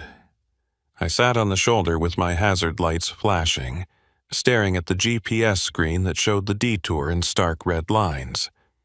There were other options, longer routes that would add hundreds of miles and eat into my fuel budget, but none of them would get me to Great Falls on time. The customer had been explicit about the deadline. This was replacement equipment for machinery that had broken down during critical spring operations, and every hour of delay cost them thousands of dollars in lost productivity. If I missed the window, I'd not only lose this payment, but probably lose the client altogether. The rational part of my brain said that my experience 3 weeks ago had been an anomaly, a perfect storm of bad weather and exhaustion that had made me susceptible to hallucinations or misinterpretation. Ghosts weren't real. Dead truckers didn't haunt highways. The voices on the CB had probably been some kind of atmospheric interference or pranksters with too much time on their hands. In daylight, with clear weather and full visibility, Highway 12 would be just another road. But the part of my brain that remembered Ruford Pine's warnings and that inhuman voice trying to lure me into a ditch knew better. That part understood that some places were thin between worlds, that Highway 12 had claimed too many lives to be just another stretch of asphalt. Taking that route again, even in daylight, felt like tempting fate. I called my dispatcher back and tried to negotiate, but she was firm. Take the detour or explain to the client why their equipment would be a day late. When I hesitated, she added something that made my decision for me. Look, Elias, I don't know what happened to you on that road last month, but you can't let one bad experience dictate your whole career. You're a professional driver. Act like one. So I took the detour. I merged onto Highway 12 eastbound just after 2 p.m., under clear skies with the March sun bright enough to make me reach for my sunglasses. The road was dry, the pavement clear of ice and snow, and there was enough traffic to make me feel like I wasn't alone out here.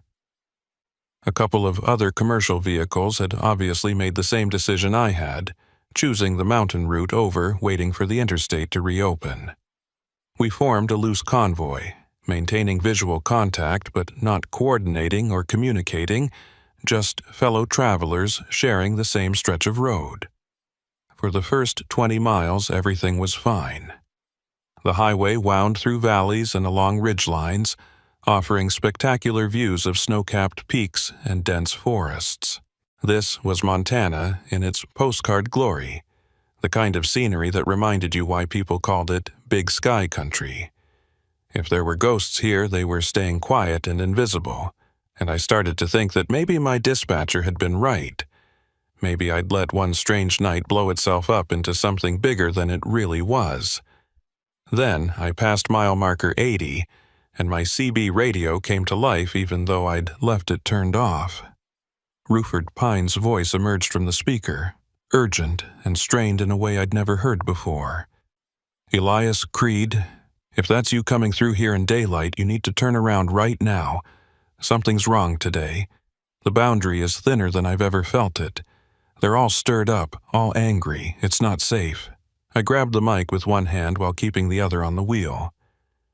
Ruford, I thought you said the ghosts were only active during storms. That's what I thought too. But I was wrong. It's not the weather that makes them strong, it's the alignment.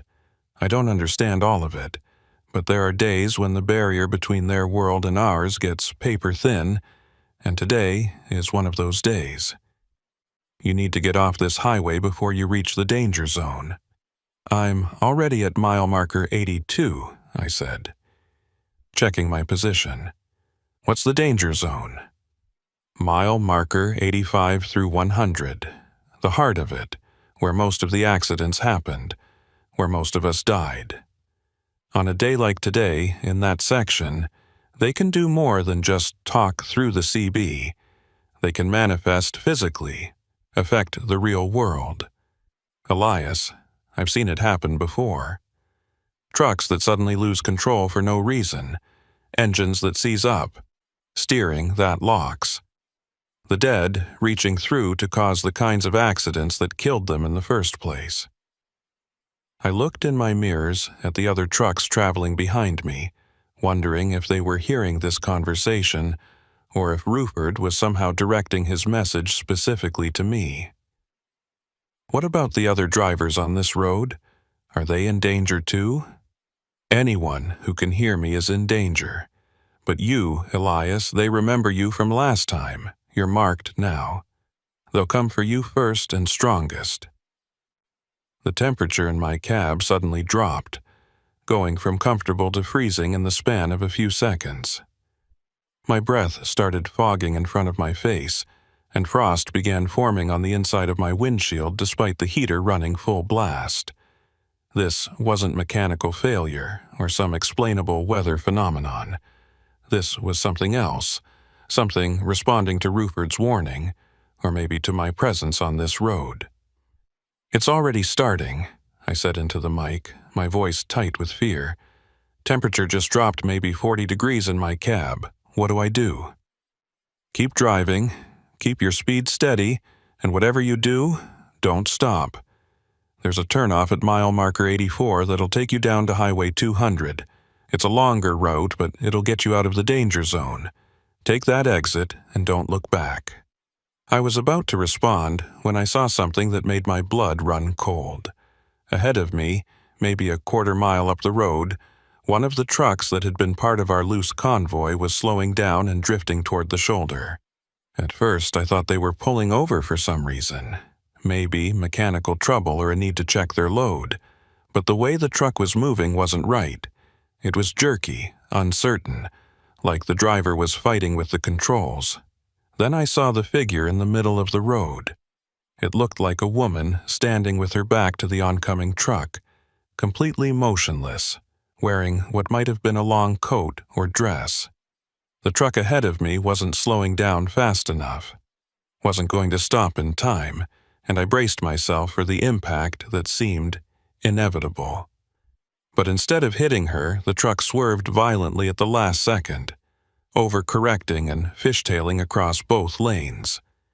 The trailer swung wide, the whole rig going into a jackknife, and then it was rolling, metal screaming and glass shattering as thousands of pounds of truck and cargo tumbled off the road and down the embankment. The sound was horrific, a cacophony of destruction that seemed to go on forever, even though the whole sequence probably took less than 5 seconds. And the figure in the road was gone. Just disappeared like it had never been there at all. "Ruford, there's been an accident," I said into the CB, my voice shaking. "A truck just rolled, trying to avoid something in the road. I need to stop and help." "No." Ruford's voice was sharp, commanding. "That's what they want. They cause accidents to lure other drivers into stopping, and then they cause more accidents. You keep driving, Elias. You call 911 and report it, but you keep moving. That driver is either dead or they're not, and you stopping won't change that outcome. All it'll do is add you to the body count." Every instinct I had was screaming at me to stop, to check for survivors, to do something other than just drive past a catastrophic accident. But I'd trusted Ruford before, and it had saved my life, so I trusted him now. I grabbed my phone and dialed 911, giving them the location and description of the accident while I maintained my speed and passed the wreckage. In my mirrors, I could see smoke rising from the overturned truck, see the debris scattered across the road, see the twisted metal that had been a working vehicle just seconds ago. But I didn't stop. I kept driving, hating myself for it, but understanding that Ruford was right. The dead were hunting today, and I couldn't help their victims by becoming one myself. The turnoff for Highway 200 appeared ahead, and I took it without hesitation, feeling like I was abandoning a battlefield. As soon as I left Highway 12, the temperature in my cab started rising again, the frost melting from my windshield and the oppressive weight that had been pressing down on me lifted. The transition was so abrupt, it was almost disorienting, like stepping from a freezer into a sauna. "I'm off Highway 12, I reported to Ruford. "I'm on 200 now. Is it safe here?" Static was my only answer. Whatever connection I'd had with Ruford Pine, whatever frequency allowed us to communicate across the barrier between life and death, it didn't extend beyond Highway 12. I was on my own again, driving through normal daylight on a normal highway where the only dangers were the mundane ones that all truckers faced. But I couldn't shake the image of that truck rolling, couldn't stop hearing the sound of metal tearing and glass breaking. Someone had died back there, or at minimum been seriously injured, and I'd just driven past without stopping to help. The guilt was crushing, even though I knew intellectually that Ruford had been right. Stopping would have put me in danger, maybe gotten me killed, and wouldn't have changed what had already happened. I delivered my load to Great Falls 3 hours later than scheduled, the extra miles from the detour eating into my margin. The customer wasn't happy about the delay, but when I explained there had been an accident on Highway 12 that had forced me to take an alternate route, they backed off. News of the rollover had already made it to the local radio stations, confirming that what I'd witnessed had been real and not some hallucination. The driver's name was released the next day. Harold Pritchard, age 54, from Bozeman. Died at the scene from massive trauma. He'd been hauling agricultural supplies, same as me, just trying to make a living and get his freight delivered on time. The accident report cited loss of control due to unknown causes, possibly a mechanical failure or a moment of inattention. There was no mention of a figure in the road, no acknowledgement that anything supernatural might have been involved. But I knew. Harold Pritchard hadn't lost control because of mechanical failure or inattention. He'd swerved to avoid something that shouldn't have been there, something that appeared specifically to cause his death. And how many other accidents on Highway 12 had similar explanations that were never recorded, never investigated, never acknowledged? I thought about calling the Montana State Patrol and telling them what I'd seen. But what good would it do? They'd think I was crazy or lying, trying to explain away my failure to stop and render aid.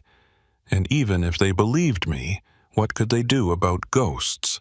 You can't arrest the dead, can't put up warning signs about supernatural hazards. That night, alone in a motel room in Great Falls, I did something I'd been avoiding since my first encounter on Highway 12. I started researching the history of that highway, digging through old newspaper archives and accident databases, looking for patterns and connections. What I found was disturbing.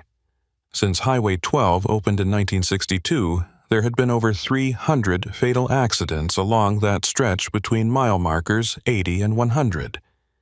300 deaths in 60 years, on a relatively low-traffic mountain road. The statistics were significantly higher than comparable highways in similar terrain and weather conditions. And when I broke down the data by date, I found something even more disturbing. The accidents clustered, not randomly throughout the years, but in specific patterns. Roughly every 6 weeks, there would be a spike in fatal crashes, sometimes multiple accidents on the same day. The pattern held going back decades, consistent and predictable as a tidal chart. And when I cross-referenced those spike dates with astronomical data, I found the connection. They aligned with specific lunar phases and seasonal transitions, times when the barrier between worlds was traditionally considered to be thinnest according to various spiritual and mystical traditions. The dead weren't just haunting Highway 12. They were actively hunting, and they were doing it according to a schedule that could be predicted if you knew what to look for. That's what Ruford had been trying to warn me about, what he'd meant by alignment. Today had been one of those spike days, a day when the dead could reach through and affect the physical world more easily than usual. I created a spreadsheet of the dates, marking every 6-week cycle for the next year. Then I made myself a promise. I would never, under any circumstances, drive Highway 12 on one of those dates. I didn't care how much money was involved, didn't care how important the delivery was. Some risks weren't worth taking, and deliberately putting myself in the path of supernatural predators was at the top of that list. But as I stared at the spreadsheet, a disturbing thought occurred to me. What about the other drivers who didn't know? The ones who would take that highway on a spike day without any understanding of what they were facing. They'd be like Harold Pritchard, encountering something they couldn't explain or defend against, dying without ever knowing why. I thought about Ruford Pine, spending 32 years trying to warn drivers one at a time through CB radio conversations. It was noble, but ultimately futile. He couldn't reach everyone, couldn't monitor every vehicle on that highway. For every driver he saved, a dozen more must have passed through without ever hearing his warnings. Someone needed to do more. Someone needed to make this information public, to warn people about the patterns even if they couldn't or wouldn't believe in the supernatural explanation. If I could convince even a few trucking companies to route their drivers around Highway 12 on spike days, if I could get the state to increase patrols or close the road during high-risk periods, maybe I could prevent some of those deaths. The next morning, I started making calls. First, to the Montana Department of Transportation, where I presented my statistical analysis without mentioning ghosts. I framed it purely as a pattern recognition issue, showing them the clustering of accidents and suggesting increased enforcement and monitoring on the identified high-risk dates. The bureaucrat I spoke with seemed interested, promised to pass the information along to the appropriate department, but I could tell he was skeptical. Statistics could be manipulated to show anything, and I was just a truck driver with an Excel spreadsheet, not a trained analyst. Next, I tried reaching out to trucking companies and driver advocacy groups, sharing my data and my concerns. Most ignored me completely. A few responded with polite dismissals, thanking me for my input, but explaining that they couldn't make routing decisions based on unverified statistical anomalies. One dispatcher was more blunt.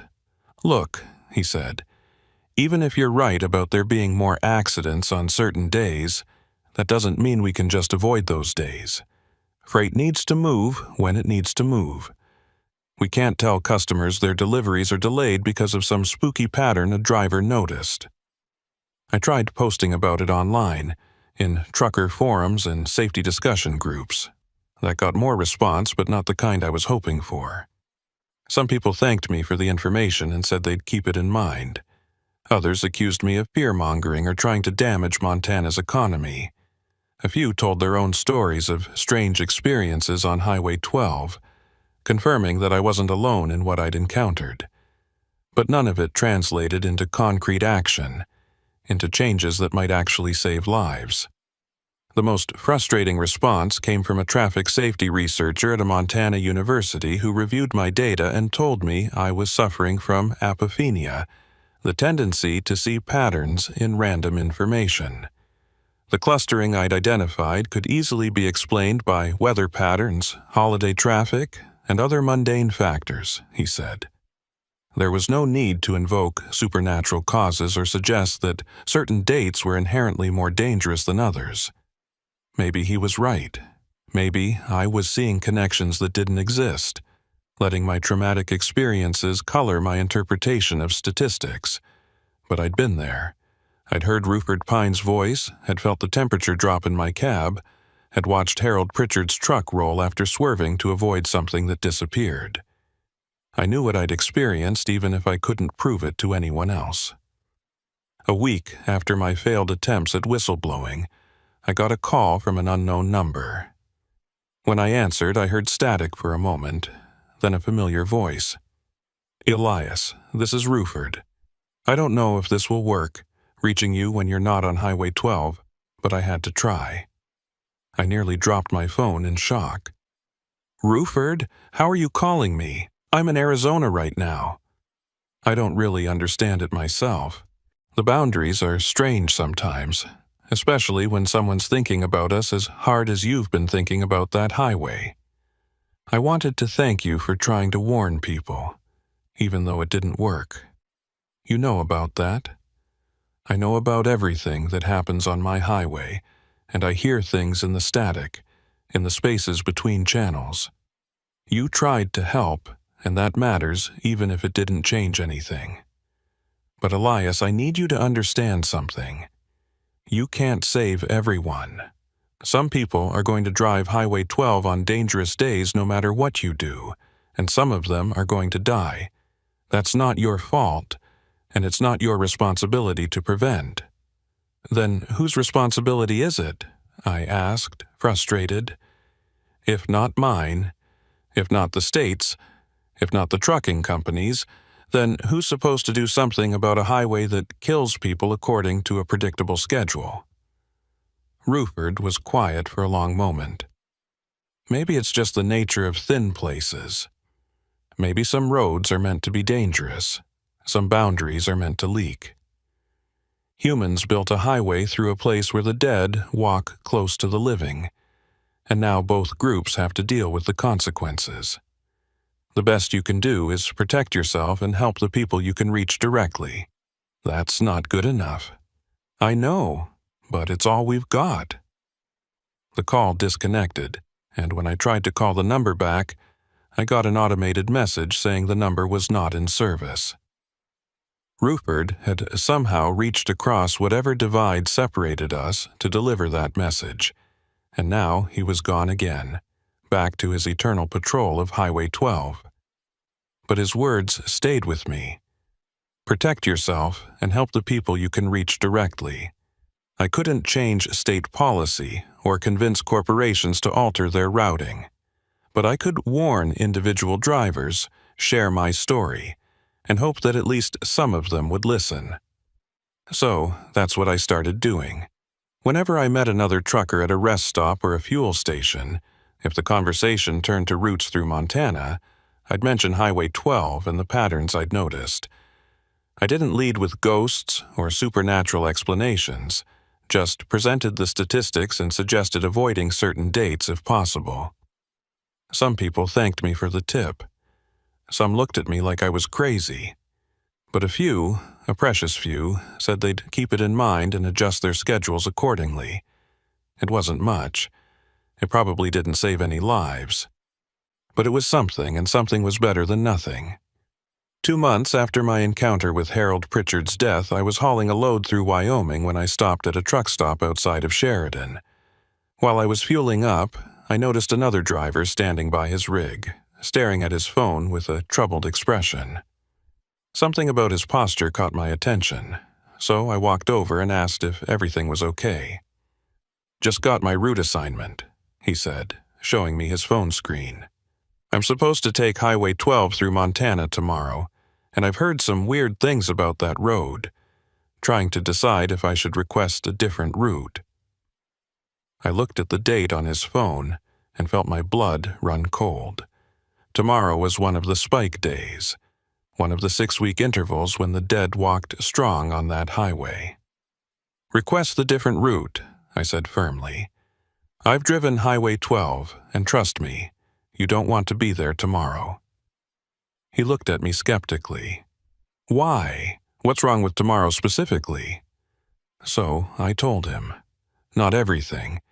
Not about Rupert Pine, or the voices on the CB, or the figure that had caused Harold Pritchard's death.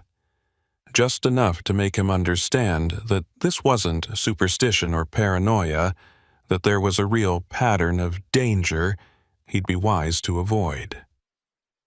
When I finished, he stared at me for a long moment. Then he nodded slowly and said, "Okay, I believe you. Or at least I believe you believe it, and that's enough. I'll tell my dispatcher I need a different route. Thanks for the warning." As he walked away, I felt something I hadn't felt in months. Hope.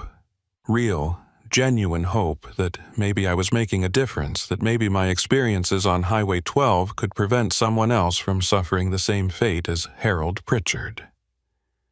That night, I had the most vivid dream I'd experienced since childhood. I was standing on Highway 12, at mile marker 92, where Rupert Pine had died all those years ago. But instead of a snow-covered winter landscape, the scene was bathed in golden sunlight, warm and peaceful, and standing beside me was Rupert, looking solid and real and alive. "You did good today," he said, smiling. "That driver you warned, he would have died tomorrow. Blown tire, loss of control, same stretch where Harold went over. But now he won't be there. He'll take a different route, live to drive another day, go home to his family. You saved a life, Elias. However you managed to do it, you saved someone from joining me and the others." "How do you know?" I asked. "How can you see the future?" "Time works differently for us. We exist in all our moments at once, past and present and future bleeding together. I can see the accident that would have happened because from my perspective it already did happen. or it will happen, or it's happening right now.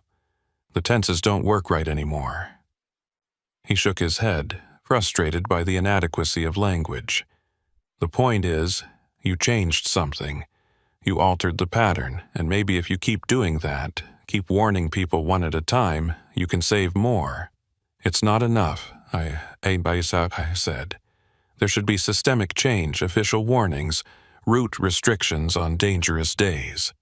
Probably, Ruford agreed. But until that happens, one life at a time is what we've got. And Elias, one life matters. One person going home to their family instead of dying on this highway, that matters more than you know. I woke up with tears on my face, not sure if the dream had been just a dream, or if Ruford had somehow visited me across the boundary between worlds. Either way, the message was clear. I couldn't save everyone, couldn't change the system, couldn't force the world to acknowledge the supernatural dangers lurking on Montana's highways. But I could warn individual drivers. I could share my knowledge, one conversation at a time, and hope that some of them would listen. It wasn't enough. It would never be enough. But it was what I had, and I was going to keep doing it for as long as I kept driving these roads. For 6 months, I kept my promise to myself and to Ruford.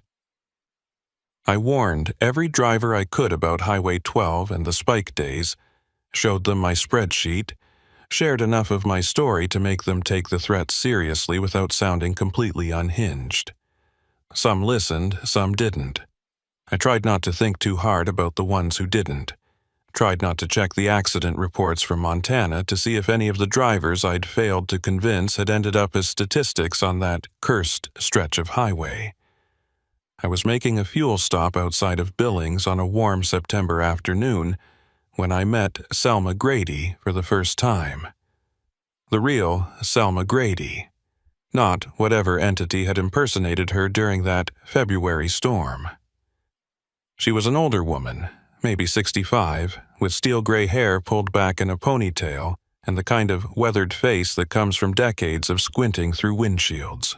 She pulled up to the pump next to mine in a well-maintained Freightliner, and I noticed the Montana plates and the Silver State Logistics decal on the door.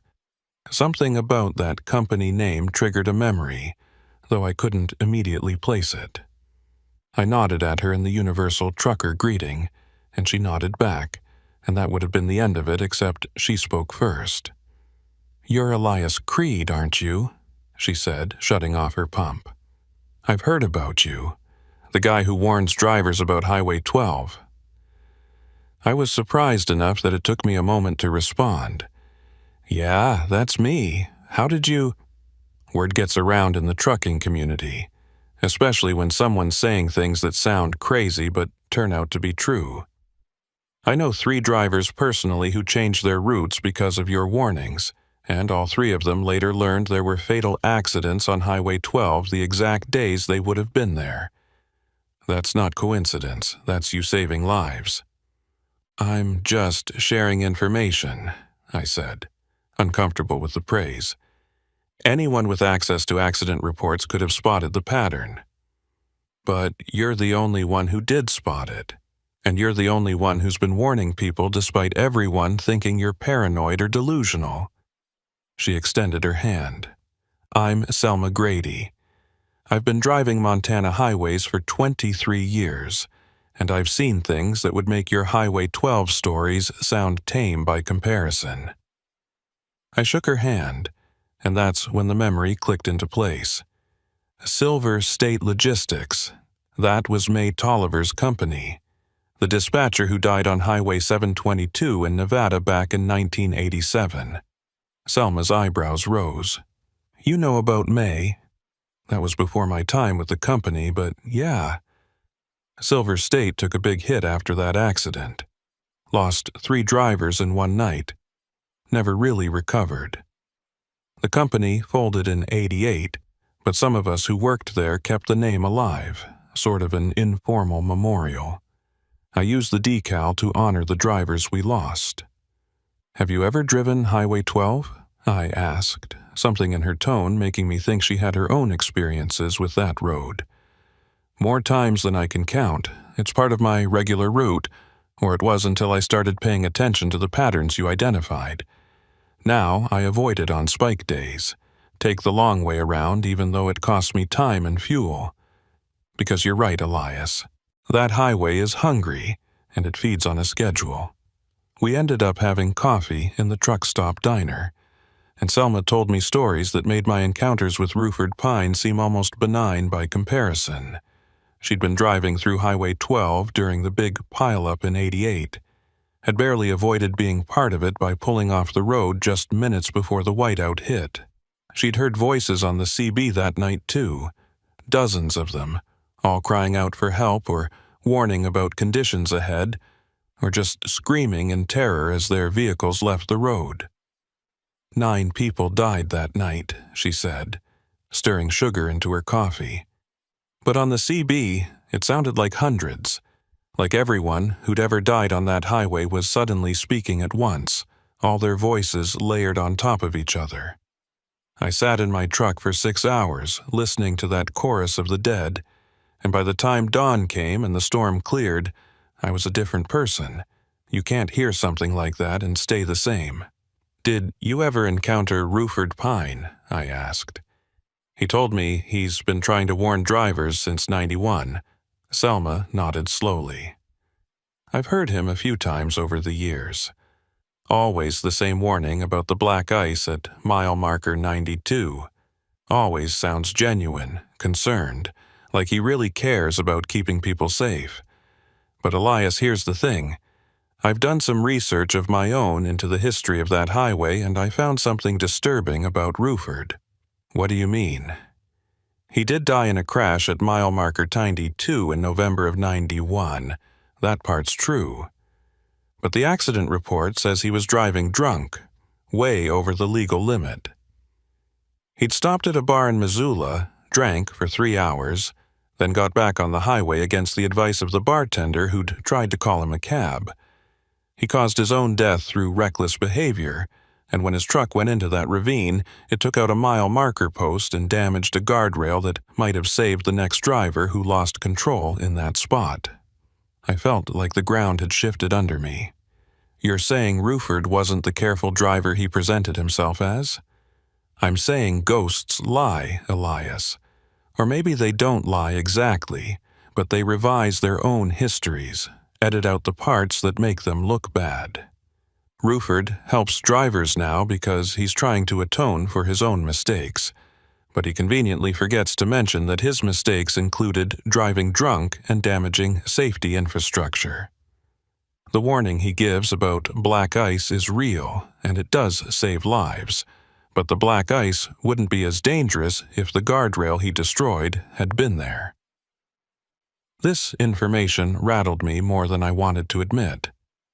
I'd trusted Ruford, had come to think of him almost as a friend, despite the barrier of death between us. Learning that he'd been lying by omission, that his story of being a careful driver caught by bad luck was at best incomplete, made me question everything else he'd told me. Does this mean I should stop trusting his warnings? I asked. No, Selma said firmly.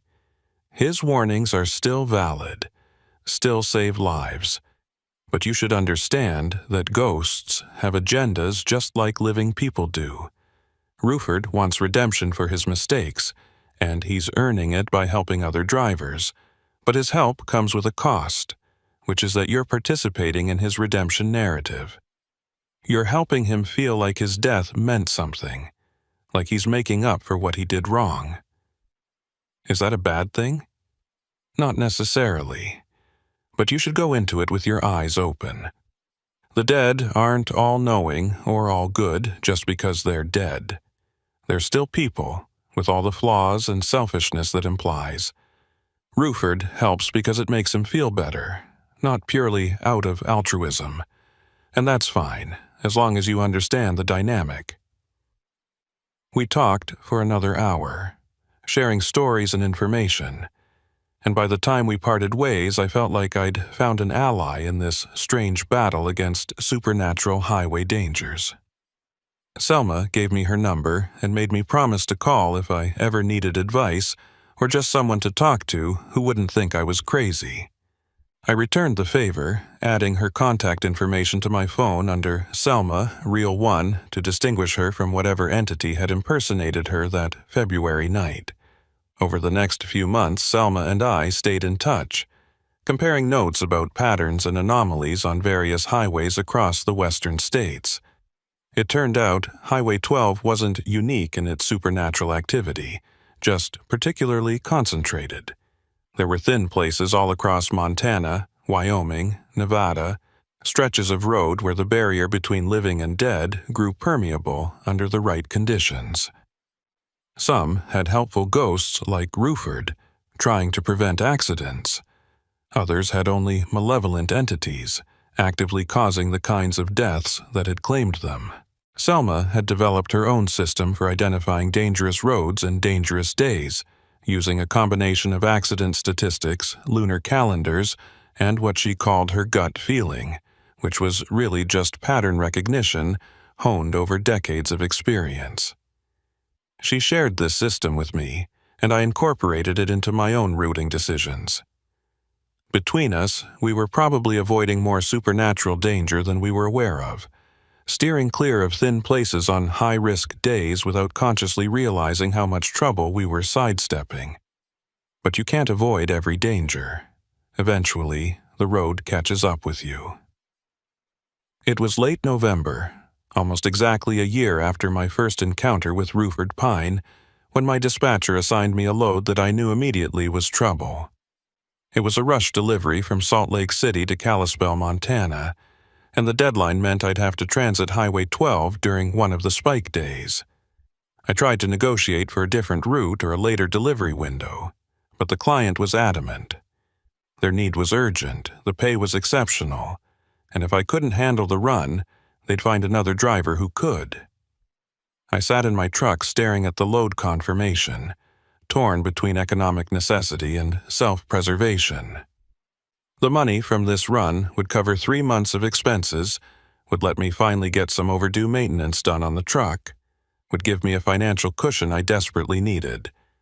But it would also put me on Highway 12 on one of the most dangerous days of the cycle, when the dead walked strong, and the barrier between worlds was at its thinnest. I called Selma for advice, and her response was immediate and unequivocal. "Don't take it. I know the money's good, but it's not worth your life. There will be other loads, other opportunities. You take this run, you might not live to regret it." "What if I'm extra careful?" I asked, already knowing it was a weak argument. "What if I keep my speed down? Monitor the CB constantly. Pull over at the first sign of anything strange?" "Then you'll die carefully," Selma said bluntly. "Elias, I've seen what happens on spike days. The dead don't play fair, and they don't give you a chance to be careful. They cause blowouts. They make steering wheels lock. They put figures in the road that you swerve to avoid. Being careful won't save you. The only thing that saves you is not being there at all." But I took the load anyway. I told myself I'd be different, that my knowledge and preparation would protect me where others had fallen. I told myself that Ruford would watch out for me, that I'd earned enough goodwill with the dead to maybe get a pass. I told myself a lot of things that I knew, even as I thought them, were probably wrong. The run started on November 18th, 3 days before the spike day. I made good time through Utah and into Idaho, using every trick I knew to maximize efficiency without sacrificing safety. By the evening of November 20th, I was in Butte, Montana, positioned perfectly to make the final push to Kalispell the next morning. That night, I barely slept, my mind racing with scenarios and contingencies, trying to plan for every possible supernatural danger. At 5 a.m. on November 21st, I started my pre-trip inspection in the dark parking lot of a Butte truck stop. Everything checked out perfect. Tires, brakes, lights, fluid levels, all exactly as they should be. The truck was in the best mechanical condition it had been in months, thanks to the maintenance I'd done in anticipation of this run. If something went wrong today, it wouldn't be because of equipment failure.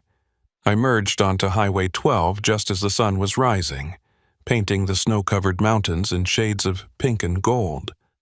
The road was clear, the weather was perfect, and for the first hour, I almost let myself believe that maybe I'd been worrying over nothing. Maybe this spike day would be different. Maybe my preparations and knowledge would be enough. Then I passed mile marker 80, and my CB radio came to life with Ruford's voice, more urgent than I'd ever heard it. "Elias, what the hell are you doing here?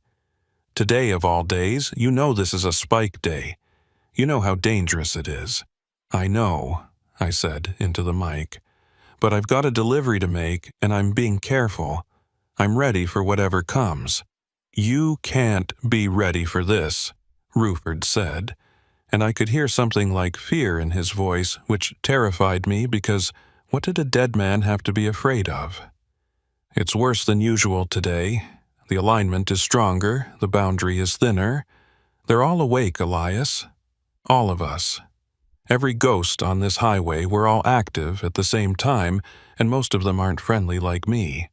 You need to turn around right now." "I'm at mile marker 82, I said. "If I turn around now, I won't make my delivery window.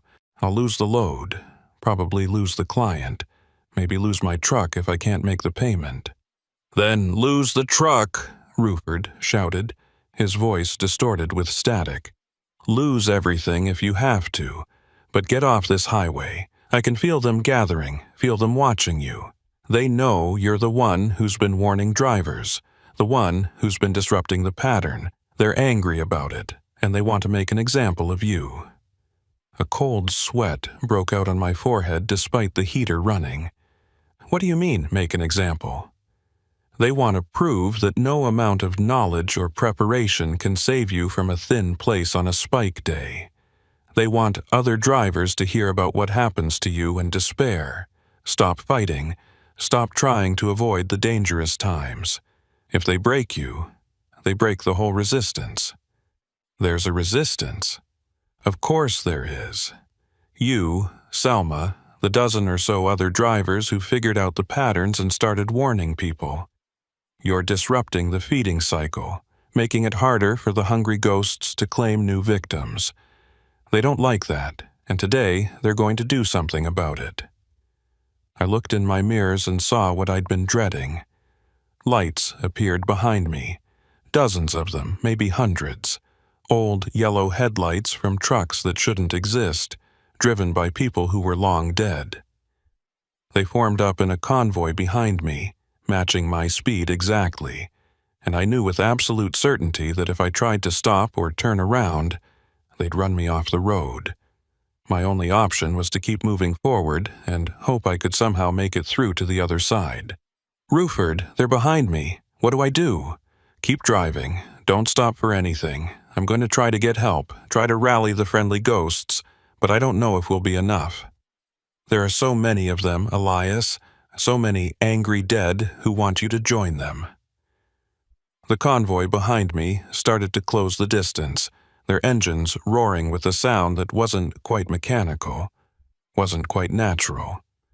It was the sound of rage and hunger, of death given voice through metal and wheels. I pushed my accelerator down harder, coaxing more speed for my truck despite the danger of going too fast on mountain roads. Then I saw her standing at the side of the road ahead. The same figure I'd seen the day Harold Pritchard died, wearing what might have been a coat or a dress, her back to the oncoming traffic. But this time, she turned to face me as I approached, and I saw her face clearly for the first time. It wasn't human, it was something that wore the shape of humanity like a mask, something ancient and hungry and completely devoid of mercy. I gripped the steering wheel tighter, prepared to hold my course no matter what happened. If I swerved, I'd roll just like Harold had. If I stopped, the convoy behind me would crush me. My only chance was to drive straight through, to call the bluff of this thing standing in my path. The distance closed. 100 yards, 50, 25. The figure didn't move, just stood there watching me with eyes that glowed the same yellow as the headlights of the ghost trucks. At the last possible second, just when collision seemed inevitable, she smiled, and then she stepped directly into my path. I didn't swerve. I couldn't afford to. I drove straight into her, or through her, or whatever the physics of hitting a ghost with a truck might be. There was no impact, no resistance, just a sudden flash of cold that penetrated every inch of my cab and seemed to freeze my soul. For a moment, I couldn't see anything, couldn't hear anything, couldn't feel the steering wheel in my hands or the seat beneath me. I was nowhere and everywhere, suspended in a void that existed between life and death. Then I was back, the cold receding, my vision clearing. I was still on Highway 12, still driving, still alive. But something was wrong. The convoy behind me was gone, the road was empty, and the sunlight had a strange quality to it, like I was looking at the world through old glass. "Ruford," I said into the CB. "Ruford, are you there?" Static answered me, but not the normal static of an empty channel. This static sounded like voices, hundreds or thousands of them, all speaking at once in languages I didn't understand. And underneath it all, I heard laughter. Cold, cruel laughter that made my skin crawl. I looked in my mirrors and saw my own truck behind me. Not a ghost version, not a phantom with yellow headlights, but my exact truck. Same make and model, same company logos on the door, same scratches and dings from years of use. And behind the wheel I could see myself, or something that looked like me, wearing my face, my clothes, driving with my mannerisms. I was the third truck now, the ghost following behind the living driver. The entity had taken my place in the world of the living, and I was trapped here in the space between, driving an endless highway that existed only for the dead. "No," I said, my voice shaking. "No, this isn't right. I'm still alive. I'm still here." But was I? I touched my face, my hands, trying to confirm my own physical existence. Everything felt real, but ghosts always thought they were real, didn't they? That's what Selma had told me, that the dead often didn't realize they were dead. The CB crackled, and I heard Selma's voice. The real Selma, I thought, though how could I be sure? "Elias, Elias, can you hear me? Something's wrong. I'm getting reports that your truck was spotted on Highway 12 this morning, but when the State Patrol tried to stop it for a random inspection, the driver took off, initiated a pursuit, ended up going off the road at mile marker 97. Elias, they're saying the driver is dead. They're saying it's you." "I'm not dead," I said into the mic, even though I could feel the truth of it starting to sink in. "Selma, I'm still here. I'm still driving." "That's what they all say," said a new voice on the CB, female and cold, the entity that had taken my place. "That's what every ghost says when they first realize what happened. You'll understand eventually. You'll accept it, and then you'll join us in the hunting, help us claim other drivers who think they can outsmart the highway." "Never," I said. "I'll never hurt another driver. I'll be like Ruford. I'll warn people. Ruford?" The entity laughed. "You still don't understand, do you?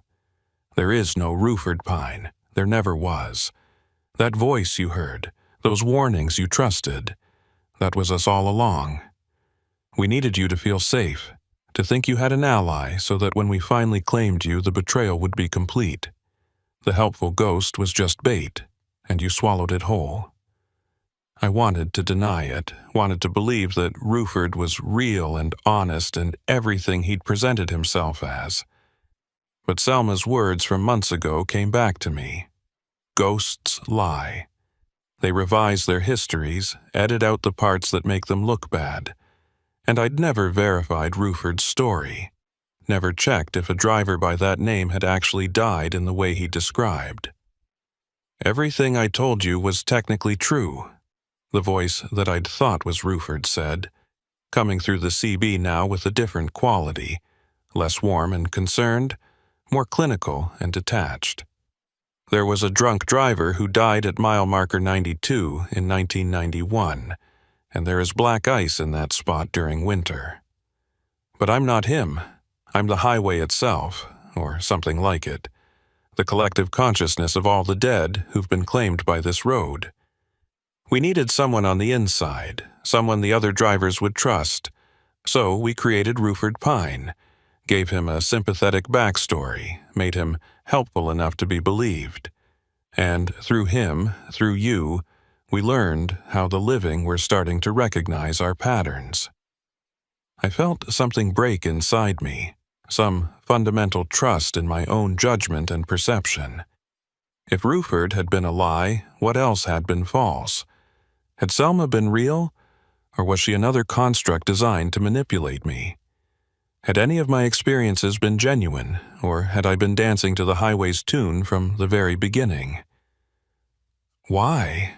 I asked, my voice barely a whisper. Why go through all that trouble? Why not just kill me the first time I drove Highway 12? Because we wanted you to spread the information. We wanted other drivers to know about the patterns, to think they could avoid us if they were careful enough. It makes their fear sharper when we catch them anyway. And you played your part perfectly, warning dozens of drivers, giving them hope, making them think they were safe.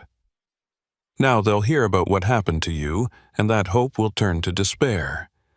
They'll realize that no amount of knowledge can protect them from us. I drove in silence, trying to process the enormity of what I'd lost. Not just my life, though that was bad enough, but my purpose, my mission, my belief that I'd been helping people. It had all been part of the highway's plan, and I'd been too blind to see it. Elias, Selma's voice came through again, and this time I could hear the grief in it. I'm so sorry. I should have tried harder to stop you from taking that load. I should have known they were planning something. Is it really you? I asked, or are you another lie? It's me, the real me. I'm alive, I'm in Wyoming, and I'm monitoring the CB because I had a bad feeling about today. I've been hearing everything, all the voices, all the revelations. And Elias, I believe you're still in there somewhere, still fighting. Don't let them make you into another hunter. Be like the Ruford you thought existed, even if he never did. Make the lie true. Could I do that? Could I take this betrayal, this horror, and transform it into something redemptive? The entity had said I'd eventually accept being dead and join the hunting. But what if I didn't accept it? What if I fought against my new nature, used my position on the other side of the barrier to actually help people instead of hurt them?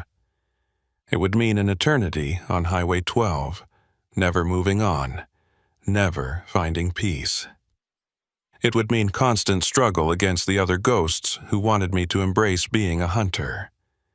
But it would also mean that the entity's plan had failed, that instead of breaking the resistance, my death had strengthened it by adding an actual ghost to the side of the living. Okay, I said to Selma, to myself, to whatever might be listening. Okay, I'll do it. I'll be Ruford Pine, the real Ruford Pine, the one who actually helps drivers without ulterior motives. They turned me into a ghost to break the resistance, but I'll use it to fight harder than ever. The laughter on the CB cut off abruptly, replaced by angry static. The highway didn't like that. The collective consciousness of the dead, or whatever it was that spoke through the ghost voices, had expected me to break and despair. My defiance was an unexpected variable. You can't fight us, the entity said. You're one against thousands. Eventually, you'll tire, you'll weaken, and we'll corrupt you just like we've corrupted everyone else. Maybe, I agreed. But until then, I'm going to save every driver I can. I'm going to warn them about the spike days, the thin places, the tricks you use to lure people off the road. And unlike the fake Ruford, I'll never lie to them. I'll never be bait for your trap. I've been dead now for almost a year, though time doesn't work the same way on this side of the barrier. I exist in all my moments at once, past and present and future bleeding together just like the fake Ruford described. I can see the accidents before they happen, can warn drivers about dangers they haven't encountered yet, and I do warn them constantly, even though it exhausts me in ways that being alive never did. Most drivers can't hear me.